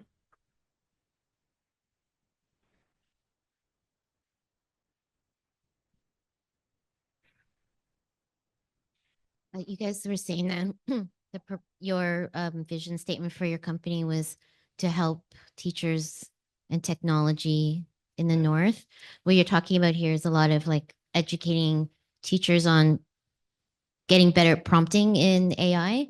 What kind of acceptance? I'm a mother of teenagers who already refer to Dr. Chat GPT all the time, and take Dr. Chat GPT's advice pretty seriously. So it's me catching up with my kids in terms of how they're using AI and what challenges or what are the things that, you know, the teachers that you're seeing need to be more educated on to keep up with the kids in terms of how they're using AI. Yeah, and I'll get into that a little bit more. I can say that with my three kids, they all use it in different ways. My 17-year-old, right? So he's in grade 11 right now. He might use it for his driver's ed exam, right? Give me like the top points that I need to know about for an upcoming driver's ed exam, right? Or the 14-year-old, he had to do a lesson on, he didn't know every part of it, but he had to find out about there was these two women that were sort of forefront in Canada, and he had used AI in order to find out their names and some factual information about them. So my comment to him was, I wanted to know who the women's names were and why they were important. And he was having a real struggle telling me about the importance of the two women, right? So I had to explain to him AI at this point right now, it's not a shortcut in order for you to not learn information. It's access to information quickly so you can learn more throughout that learning time period. So what I was explaining to him is, if you want to learn about, like the topic is, you're going to learn about these two women that were important for Canadian history, right? Use AI, right, to learn their names, their date of birth, what it was that they did, but then start to fall down the rabbit hole of learning and find out why this topic is important, how it changed his life today, changed the lives of the people around him, and it becomes every bit of information that's accessible to anybody is right there for a mind that wants to learn more, not just to get past just one question so you can move on to something else. My 17-year-old, he's already a little bit more mature, and I've been explaining it to him for a while, so he's sort of gotten it. And then my 9-year-old, she uses it for things like she'll create a coloring book. We have a big white lab dog that she loves, and she can use her phone. She takes a picture of the dog and says, turn my dog Bufflin into a cartoon book. Well, then it changes the real image of my dog into a cartoon dog, and then she creates her own story about what Bufflin does throughout the day, and she gets to use her imagination sort of in real time to create this book, right? It's what I'll say is, it's going to be a tool that people will choose to use, maybe some not so much, depending on, like, you know, what their job is and that. But I'll say to my children, let's say, for example, you're going to be a carpenter, right? You have the choice. You could use just a regular hammer, right? And that's fine, and you'll build houses. But maybe you want to use a pneumatic nailer because it's faster and more efficient. But I wouldn't just give a 14-year-old a pneumatic nailer without first showing them how to use it because it can be dangerous. And it's sort of the same thing with AI, is that it has to be introduced in a way that it's a tool. It's not absolute. It doesn't know everything, but it can help build frameworks. It can get a launching point, a starting point to your education, and sort of like help kids learn on their own.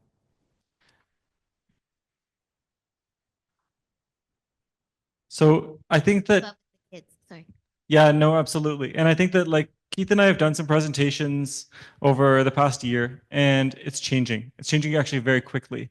And so one of the things is that one of the first times we did it was looking at, developing lesson plans. And we go like, if teachers are teaching every day, they might have their lesson plan book set up, but we like to say like develop a Super Bowl ad. So every once in a while, work really hard on a lesson plan that the kids are going to go, wow.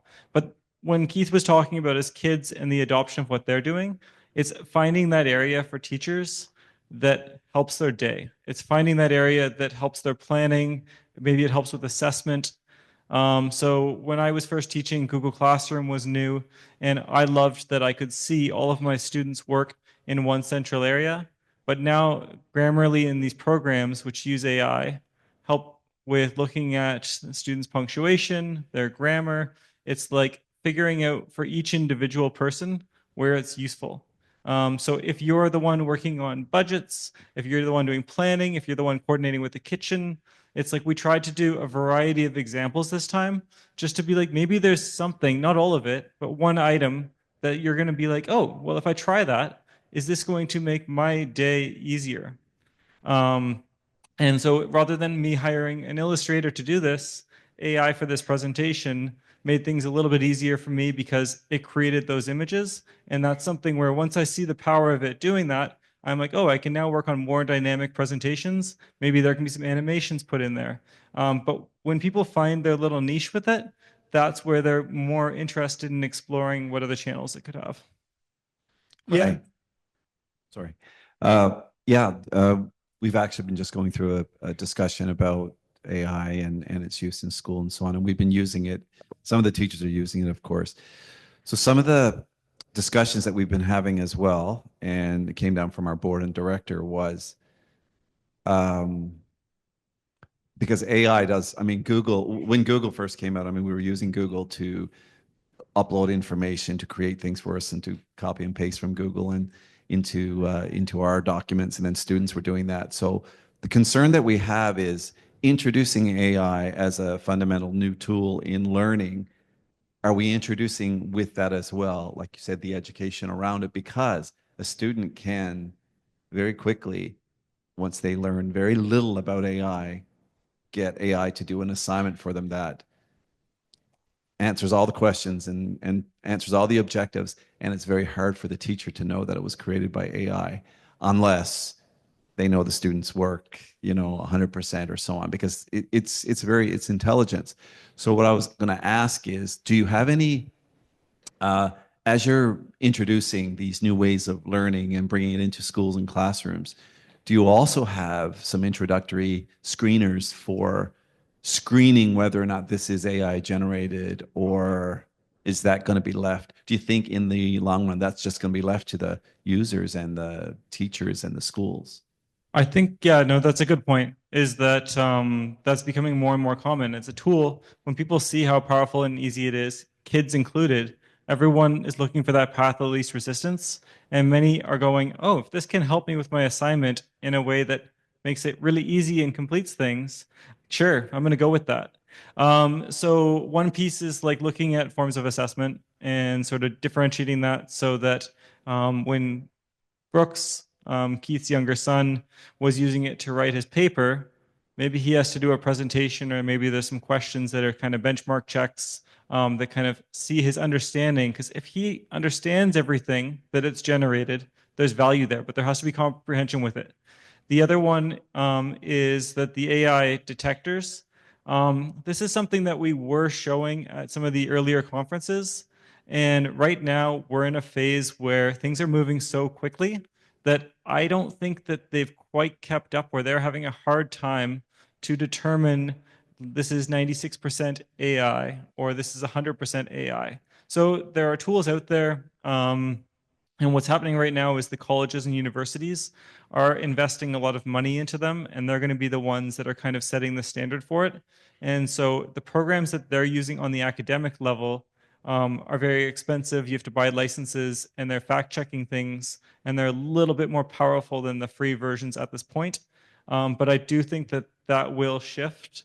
But it's something that with this, and we do go over it, there's going to be words of caution, and it's important to learn about it because we have to sort of be able to guide the youth and adults through this navigation. Because if you have lesson plans as an example, and you tell it to create these lesson plans, it will create lesson plans, but it might be giving you American curriculum, it might be giving you the wrong information, and you still have to think about it and look it over and ask it questions and tell it to verify things when you're unsure. So I think that that's one that we're keeping a pulse on some of those tools, but I don't have like a cheat sheet list right now because I don't feel confident in them enough to be recommending them. Yeah, just further into that, I still see AI as just access to information. If we went back, let's say, 600 years ago, a student maybe didn't have access to all of the books that I would have had access to at my local library because there wasn't a library. So how did they find out this information? Maybe they had to go through like a practical real world experience or only know the information that was being presented from them from the teacher or the person right there in front of them. So then they got access to more information. We got encyclopedias. And some people might have said, well, it's an encyclopedia. How do we know everything that's in that encyclopedia is correct? And is that just giving everyone the answers to everything? We got away from that and we switched to Google. And now teachers would say, well, we used to just use Google and the kids would go on there and start to Google stuff, find resources, read articles. This is just another streamlined way to access information in real time. And what it's got to be is one for the teachers. If the teachers want to use it to help with their comments on the report cards, that's fine. They've been using comment banks for years, right? If they want to use it to help out with lesson plans, that's great. Use it. That extra time that's freed up by using AI to make their job more efficient, that extra time can be used as one-on-one time with kids for other reasons, right? Like one-on-one tutoring or coming up with like, activities for them. And the same thing with kids. If you're going to use AI as a student to gain access to information, the lesson is it's not just about the answer, it's about the learning. Like you've got all this information, fall down the rabbit hole of learning and start to dig into things. So I think, is it a break now? So we'll put a timer on here. If you can, please come back in 10 minutes. But yeah, we'll go into the second side of the presentation there. But take a minute, move around, chat, and we'll be back in a few.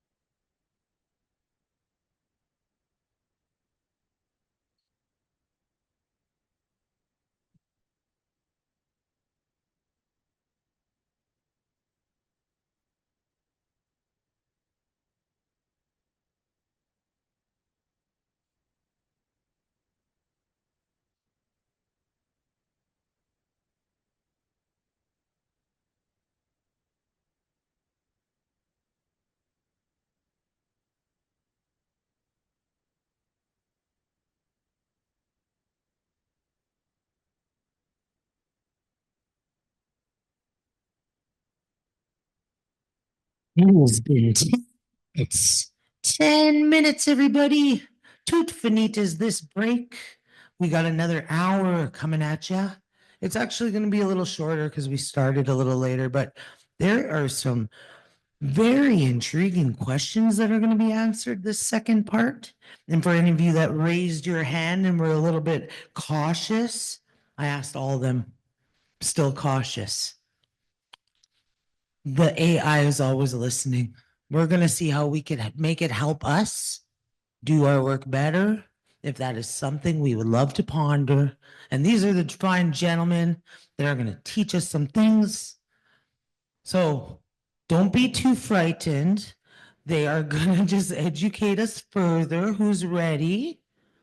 Just one person. How about over here? They're all on their phones. They're ready. They've been paying attention. I put mine down. I was like, "Ugh, I'm scared. Shut her off." Hello, fine folks. Would you like to join us back in the main forum? The main forum. My apologies for everybody who had to listen to that on loud mode.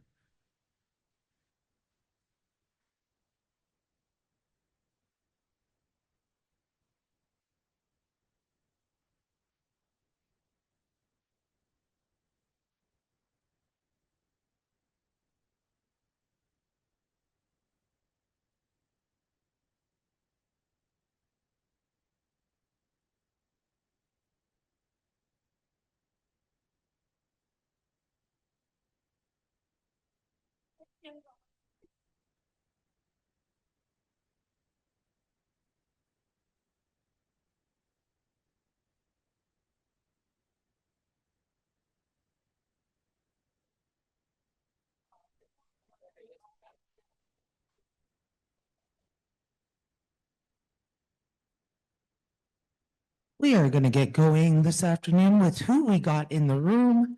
There's some enthralling booth conversations going out here, and I can't peel these women back.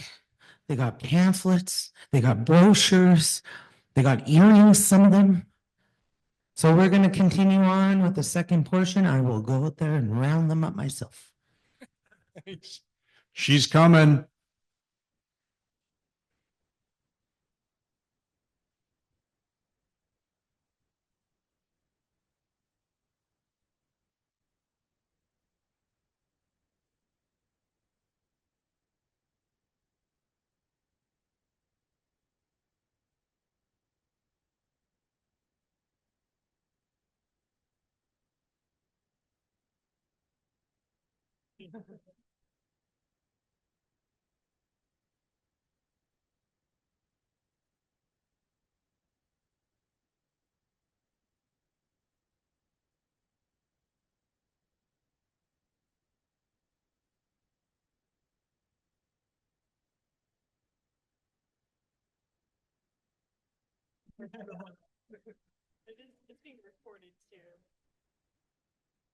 Might get your help, since I thought that you could just hold that for me.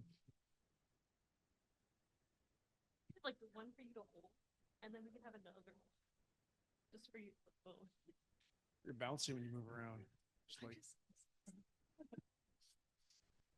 I had green tea, so I'm like, okay.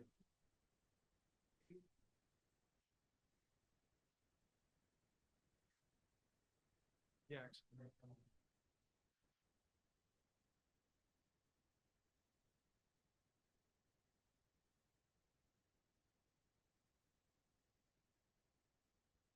Check, check, check. Check, check. Should we just use this? Check, check, check, check, check, check, check, check, check, check, check one, check. Good. Check, check. Check, check. Oh, check, check. Good.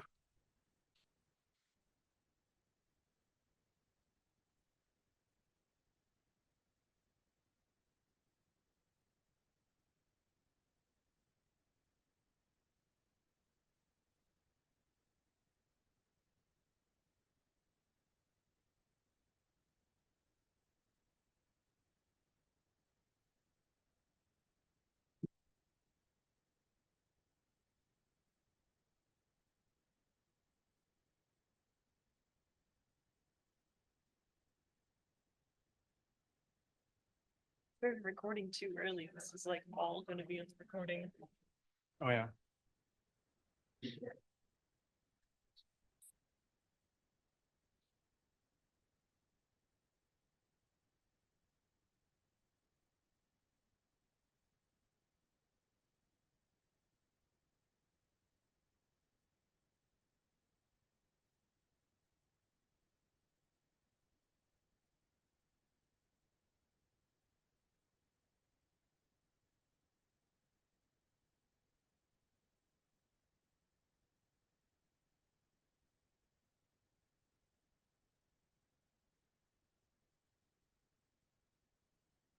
Oh, scheduled at 3. Scheduled 3:15. 3:50.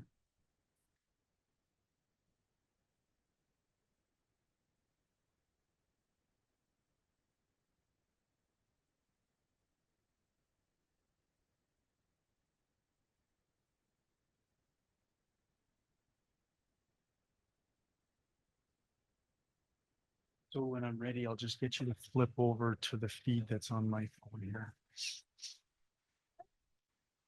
Play the birds for them all the way. I'm gonna play the bird and then show it the thing about how birds sleep. Did you know birds sleep with one eye open?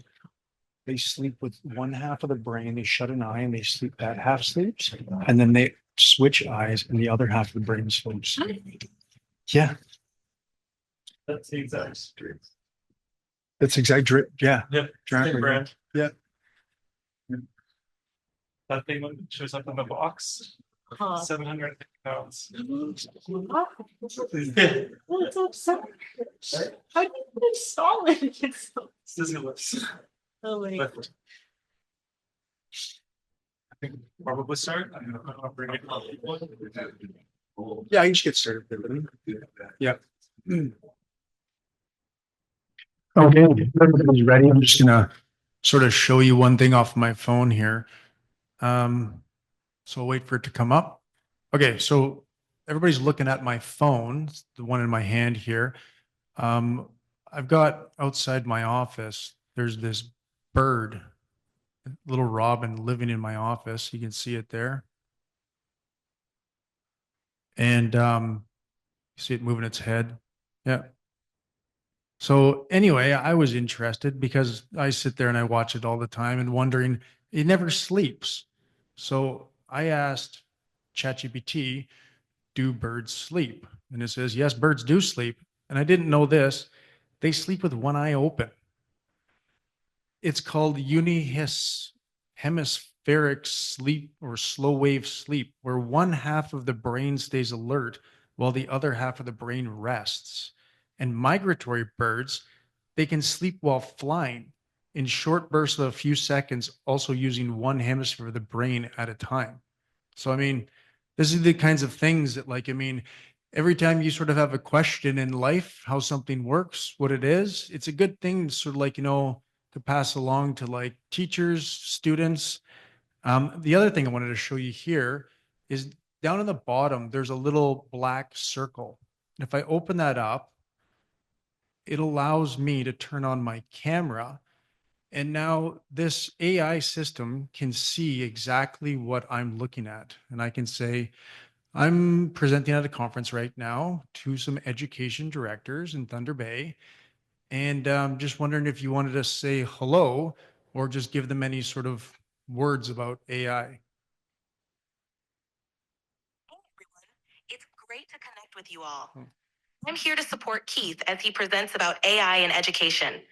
AI can be a powerful tool for teachers, administrators, and students, helping streamline tasks and enhance learning experiences. I hope you all find this session insightful and inspiring. Thanks for having me virtually. So I used this the other day to try to fix my ETV. I couldn't get the spark plug to work. So it told me change the spark plug, bought a new one, checked for spark. And then I was showing it on the camera just like this, pointing this at my quad and asking it what the different parts of the quad were. So I said, what's this part? And it's like, well, that's the carburetor. I'm like, okay. So it asked me showed me how to check that. Then it said, follow this plastic part up to what's called the air box. And you can take some gas into a spray bottle and just spray gasoline into the air box while you try to start it. And sure enough, the thing started. And then I said, okay, what's that mean? It says, well, turn the engine just on a bit and you'll hear whether or not the fuel pump's working. So I did that and I let it listen and it said, I can hear your fuel pump turning on. So the fuel pump's not the problem. It'll be the fuel filter that's the problem. So sure enough, just like by using my camera, it helped me figure out what was wrong with my ATV. So I'm going to go back up. Oh yeah. Like I can point it at whatever here. So for example, I'll turn this on. Okay. What do you think's going on over here? What's all this equipment? Who's this person? It looks like that person is managing the audio-visual setup for the event.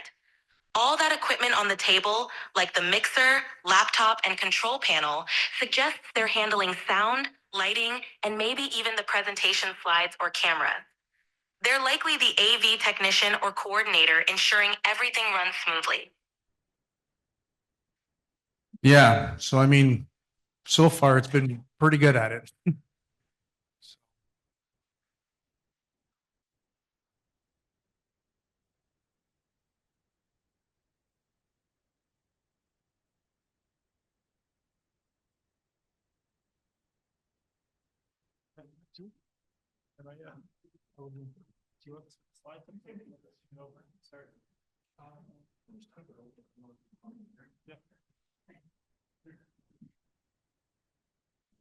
Okay. So I'll just start to go through a little bit about now that you've seen this sort of AI thing in action. We made this whole journey down the Severn River with it. You saw it sort of identify people and teach us how to do things. Alex is going to go over and eventually I'll get him to sort of like throw some prompts in there, show you how to get to this ChatGPT website, how to log in and how to start to use it. I just wanted to quickly go over sort of what it is and where the history of it came from. So it's been around a long time. The idea of it came back into the 50s where they could use computers through something called machine learning to be able to give responses to actual questions. That sort of culminated with something called Deep Blue. It was a computer that eventually challenged, I think he was a Russian, Gary Kasparov or something like that. It was a chess player, and the two battled. And I think the Russian chess player won once, and then I think the computer won another time, and back and forth, right? It sort of remained a bit stagnant. It was just basically always needing more and more processing power, like a bigger computer, but it was always doing the same thing just with a bigger computer. It wasn't until a company called NVIDIA and another company called OpenAI sort of merged together. And NVIDIA, using the graphics cards that you use in your video game computers, they used those graphics cards because they are really fast at coming up with calculations in conjunction with a form of machine learning. And I think I've got a slide. Oh, yeah. Hang on. Sorry, they're just out of order. No, hang on. I think I've got it on a different slide. But essentially what it was is old types of machine learning or the code, it would read kind of like a human does initially when you first start to read, right? You start at the first word at the top left and you read word by word all the way down the page until you're done, right? But as you get better at learning, humans are able to actually scan a page of information looking for keywords that they find interesting to them, right? So they can find like the word fast or dog, and then they sort of infer that there must be something about a fast dog in this whole page, right? And our eyes kind of jump around. That's what they eventually did with this AI system. They were able to sort of train it to, instead of read line by line, it read the entire page at once. It found the most interesting parts of that page and then focused on that. And it was able to make faster decisions, which have now sort of come to what we have now. So we've got different types of AI and how we're going to use it in education. The first one is generative. So it gives us an example here, like Magic School AI. That's going to create something like lesson plans. There's also ones called Khan Academy. You can literally go there and you're going to tell it, I'm a grade 5 teacher and I'm teaching science, and it's going to create you a lesson plan. I don't know if you're able to get that one up on that side or not. Well, that one doesn't work, eh? It did earlier. No? Okay. Well, I mean, you could always hook it up and we could just sort of flip back and forth eventually, right? Not quite yet. So predictive AI. So a lot of the schools here are using PowerSchool, right? PowerSchool has an AI function built into it where it can do predictions on the data. So for example, the idea is a student is getting, let's say, 90% attendance, right? They're almost always there. And their grades, they're getting like E's and G's, or they're getting 70s or 80s in their classrooms, right? So all of a sudden, the attendance starts to fall off, right? They're missing a few days, they're late more often, and then let's say one of their grades fall. So with predictive AI, the systems can start to look for patterns like that. And they can say, well, this student's grades started to fall in conjunction with when their attendance started to fall. So this is how you can alert people like counselors, other staff members, maybe some intervention, bring in the parents, bring in the student, and just sort of ask like, what's going on? You're missing what's at school, and your grades have been impacted by it. Because more often what happens is sometimes it's not identified early, and then it's not realized until the report card comes out, right? And now on the report card, we're seeing cannot assess due to lack of attendance. These sorts of things through predictive AI can sort of be managed. Assistive, I use this one called Speechify. So I met a nice girl up in Fort Severn recently, and we started chatting back and forth in the last few weeks. And she sent me a list of things that she likes about herself, right? So I did the same. I sent myself a list of things that I like about myself. So I thought to myself, you know what? I'm going to take her list and my list, and I'm going to paste both the lists into ChatGPT to see if our lists match up or not, right? So it went through and it said, these are all the things you guys have in common. This is where you might compliment her. This is where she might compliment you, right? I get bored. This is what my life looks like. So then I thought, it'll be interesting. I'm going to turn this into a poem. So I said, based on what I like and what you like, right? Turn it into a poem for me. So ChatGPT wrote me this poem about the things she wants in life and the things I want in life. So then I went to Speechify, where you can paste in text and you can either use your own voice, you read a sentence, and it turns your voice into an AI voice. And I hate my voice, so I thought I'm not going to do that. So instead, I did the voice to Snoop Dogg. So I eventually sent her, I don't know if anyone's heard the background music from Still Dre, but it's the one that starts with the piano there, right? So the background music of a Still Dre poem that was been written by ChatGPT, voiced over by AI Snoop Dogg, and I sent that to her, right? She was having a bad day. So anyway, as an example, in classes, I mean, if kids need assistance with like, sight or hearing or things like that, apps like Speechify can be used to turn text into speech with different people's voices. Visual, I don't know if anyone's ever used Google Lens before, but you can go around, you can take a picture of things, right? And then you can point to different things within the picture and it'll identify what those things are. And Google has also used this for their shopping algorithm, right? So you can take a picture of things and then within Google, you can point at that chair in the picture and say, I want to buy that chair, right? And it will find that exact chair on Google Shopping so that you can go and buy it somewhere. Words. Okay, so we did talk about this a little bit, but why should schools care about AI? And it comes down to a couple different things, right? It's a real time saver.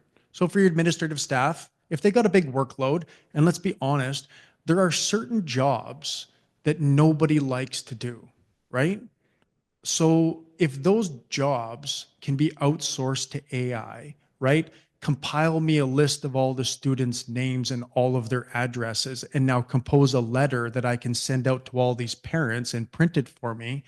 Well, I mean, I don't know if someone loves to do that job. If they can do it much faster with AI, that's going to free up their time, maybe to do the things that they do love within their job, right? And if they're doing the things that they like more in their job, those are the things that they'll do well, right? So it sort of helps with those efficiencies. With teachers, we talked about helping out with lesson plans, coming up with new ideas and how to teach the kids, helping with comments. People used to use comment banks, and now you can use AI to help you with your comments. For the students, you can just use it basically as a teaching tool for them, right? Don't I've always taken the stance with my kids is that if I tell my kids you can't have candy, like never have candy, as soon as they get candy, it's like they can't get enough of it. And I see those kids come over to my house, they just hoard candy. So I've always sort of like given my kids the option to have the things that they want, but I've explained the consequences of it. So I'll say, if you want to eat that candy, go ahead. But I'm going to tell you, you're going to have a bad sleep tonight, and you're probably going to have bad teeth and have to go to the dentist. And sometimes that happens. And then they've now learned to make the decision for themselves the next time not to eat candy before bed, right? And with all of this AI, as we're going over it, like we're trying to give a general overview and some examples. But when you work with your staff, your teachers, your admin staff, it's different applications for different people. And whether or not that's something where you guys need more resources for a certain grade, you want to do something that you want more land-based activities, you want different menus for cooking for the kitchen staff, and they need to know how to cook for 300 kids in the morning. What are some ways that they can incorporate different menu ideas that kids will like? So we're just going, this is such a vague, such a broad topic. But you guys can tell us and give us feedback. And then next time you see us, or in between, we can sort of go, oh, like, let's look at how that can apply for just the teachers or just the admin staff. Like this is all meant to be tailored, and it's following the direction. We're just giving the general information, but we want direction from everyone in terms of where you guys would like to see this go. So when we say this is for education, we're not saying this is how it is. We're just saying that this is kind of like the general overview and information that we've gathered, but we love teachers' feedback, administrators' feedback, and we're happy to tailor things according to what the needs are. Yeah. So I guess what I was going to do next is I've got a slide here for real world examples for teachers, admin staff, and then one for students here as well. So the obvious ones here are we can create lesson plans, and the most common ones are Magic School and Diffit, right? We're going to just use ChatGPT, or we'll use Khan Academy for today, but we can send you all these links to all these different sites. Some of them are paid and some of them are free. We can use Grammarly, right? Which is going to be helping with grammar. And then we can use CurePod or Quiz AI to help create quizzes. So for example, Alex, I don't know if you want to flip that over. But what I'll get Alex to do is he's on the ChatGPT website here right now. So he went to chat.openai.com. And when you get to that page, if you have a Gmail account, you just click on login with Gmail and it brings you right to this prompt, and it's completely free. You can just start chatting. So if he can create a lesson plan for, let's say, grade 4, 3, 4 students, it doesn't care about spelling. If you make spelling mistakes, it knows what you really mean. And we'll try to do something maybe, oh, he's just going to make it generic. So what we'll do is as Keith's talking, I'm going to correct it. So it's going to start off, but I'm going to sort of use his prompts and keep giving it more information. Yeah, okay, so we want a lesson plan, and let's say we want it to be a land-based lesson plan. So it's sometime in the spring, let's say it's May, right? We want to get the kids outside, and we want to teach them something about science while they're outside. Let's say on a nature walk or something like that. So he's got make a lesson plan.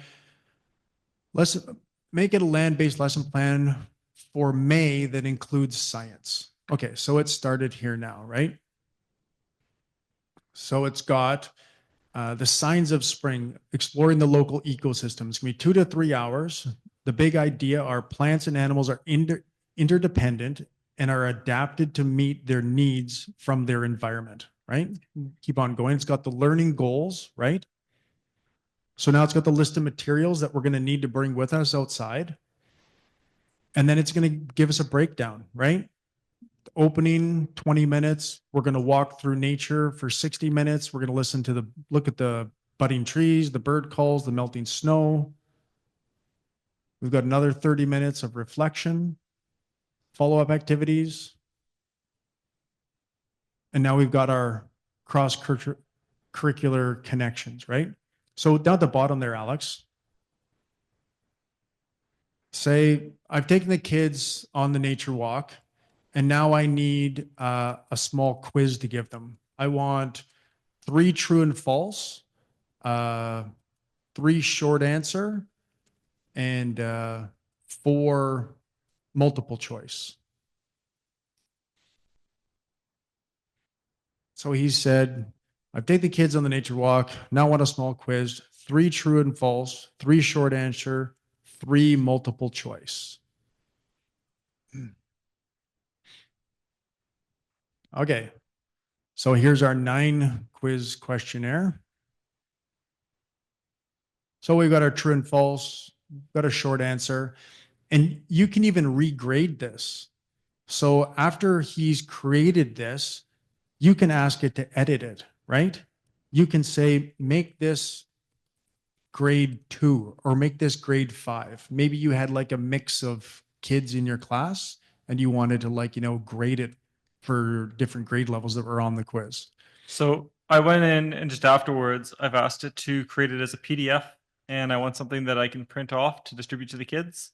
You could also take this and have it as a digital form, something that you could put into Google Classroom, creating as a Google Doc. There's lots of different ways to implement this and roll this out for the kids. And so some of the things like a PDF is an image file, so it does take a bit longer to generate. The other thing going through here is that I saw when it was creating, it has the cross-curricular connections, but it didn't show the Ontario-specific connections. So if I was going through this, I would ask it to rework that and show the Ontario connections in there. So let's see how it did. Okay, so it's still taking a second, but. So there's different levels of this. There's a free plan, and the free plan allows you to ask up at the top there, it's got that ChatGPT 4.0. And if you click on that at the top, it gives you different options. You can download your quiz if you want there, Alex, just to show them.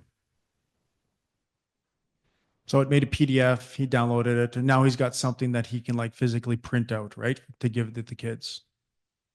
Or you could copy and paste this into Google Forms, right? And you could make the quiz within Google Classroom.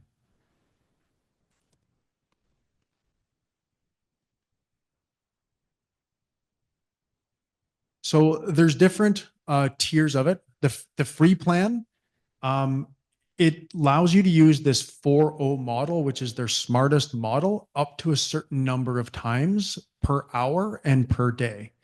You can pay $20 a month and you get more unlimited choices for the 4.0 model. I use a developer mode because I use it for coding, and it gets quite expensive. It's like $200 US per month for the most expensive plan. Yeah, so we can go ahead here, but it did create a Google Doc or a Word doc. And so you could open that or bring that into Google Classroom.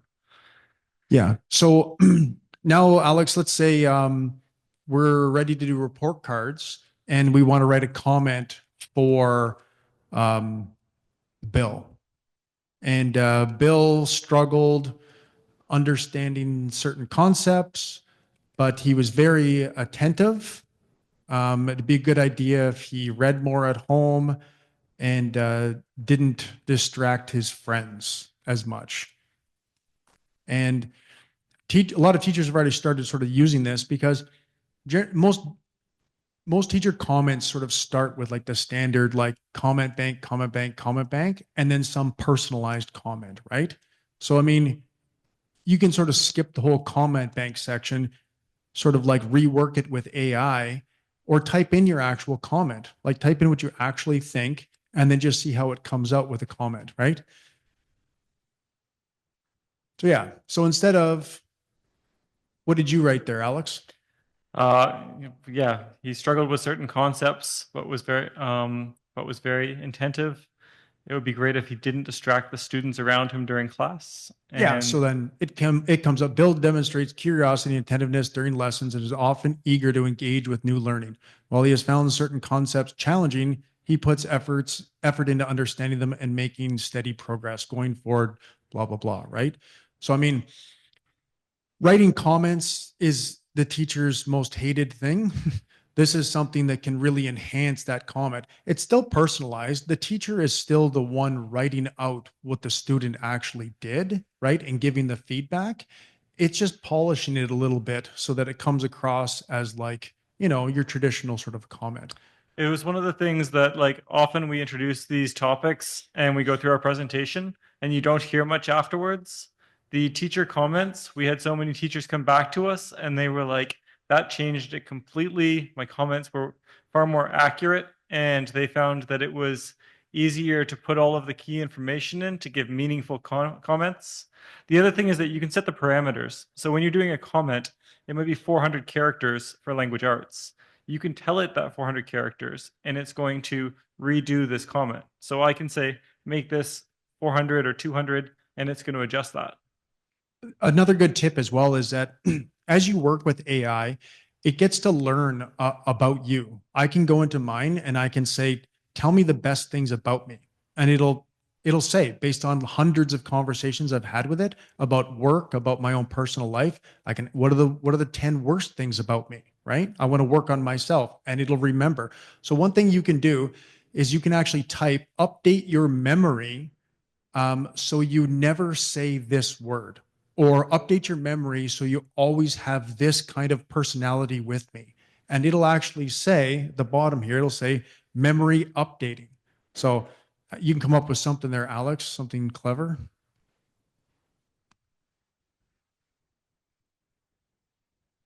Yeah, got it. I'll keep that in mind.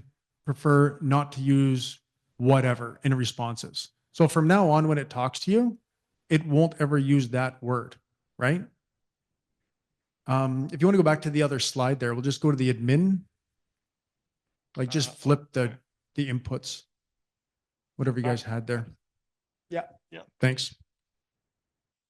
Okay, so we sort of went over a couple examples of how a teacher can use it. So for the admin staff, right, that would sort of include, let's say, education directors like yourselves, right?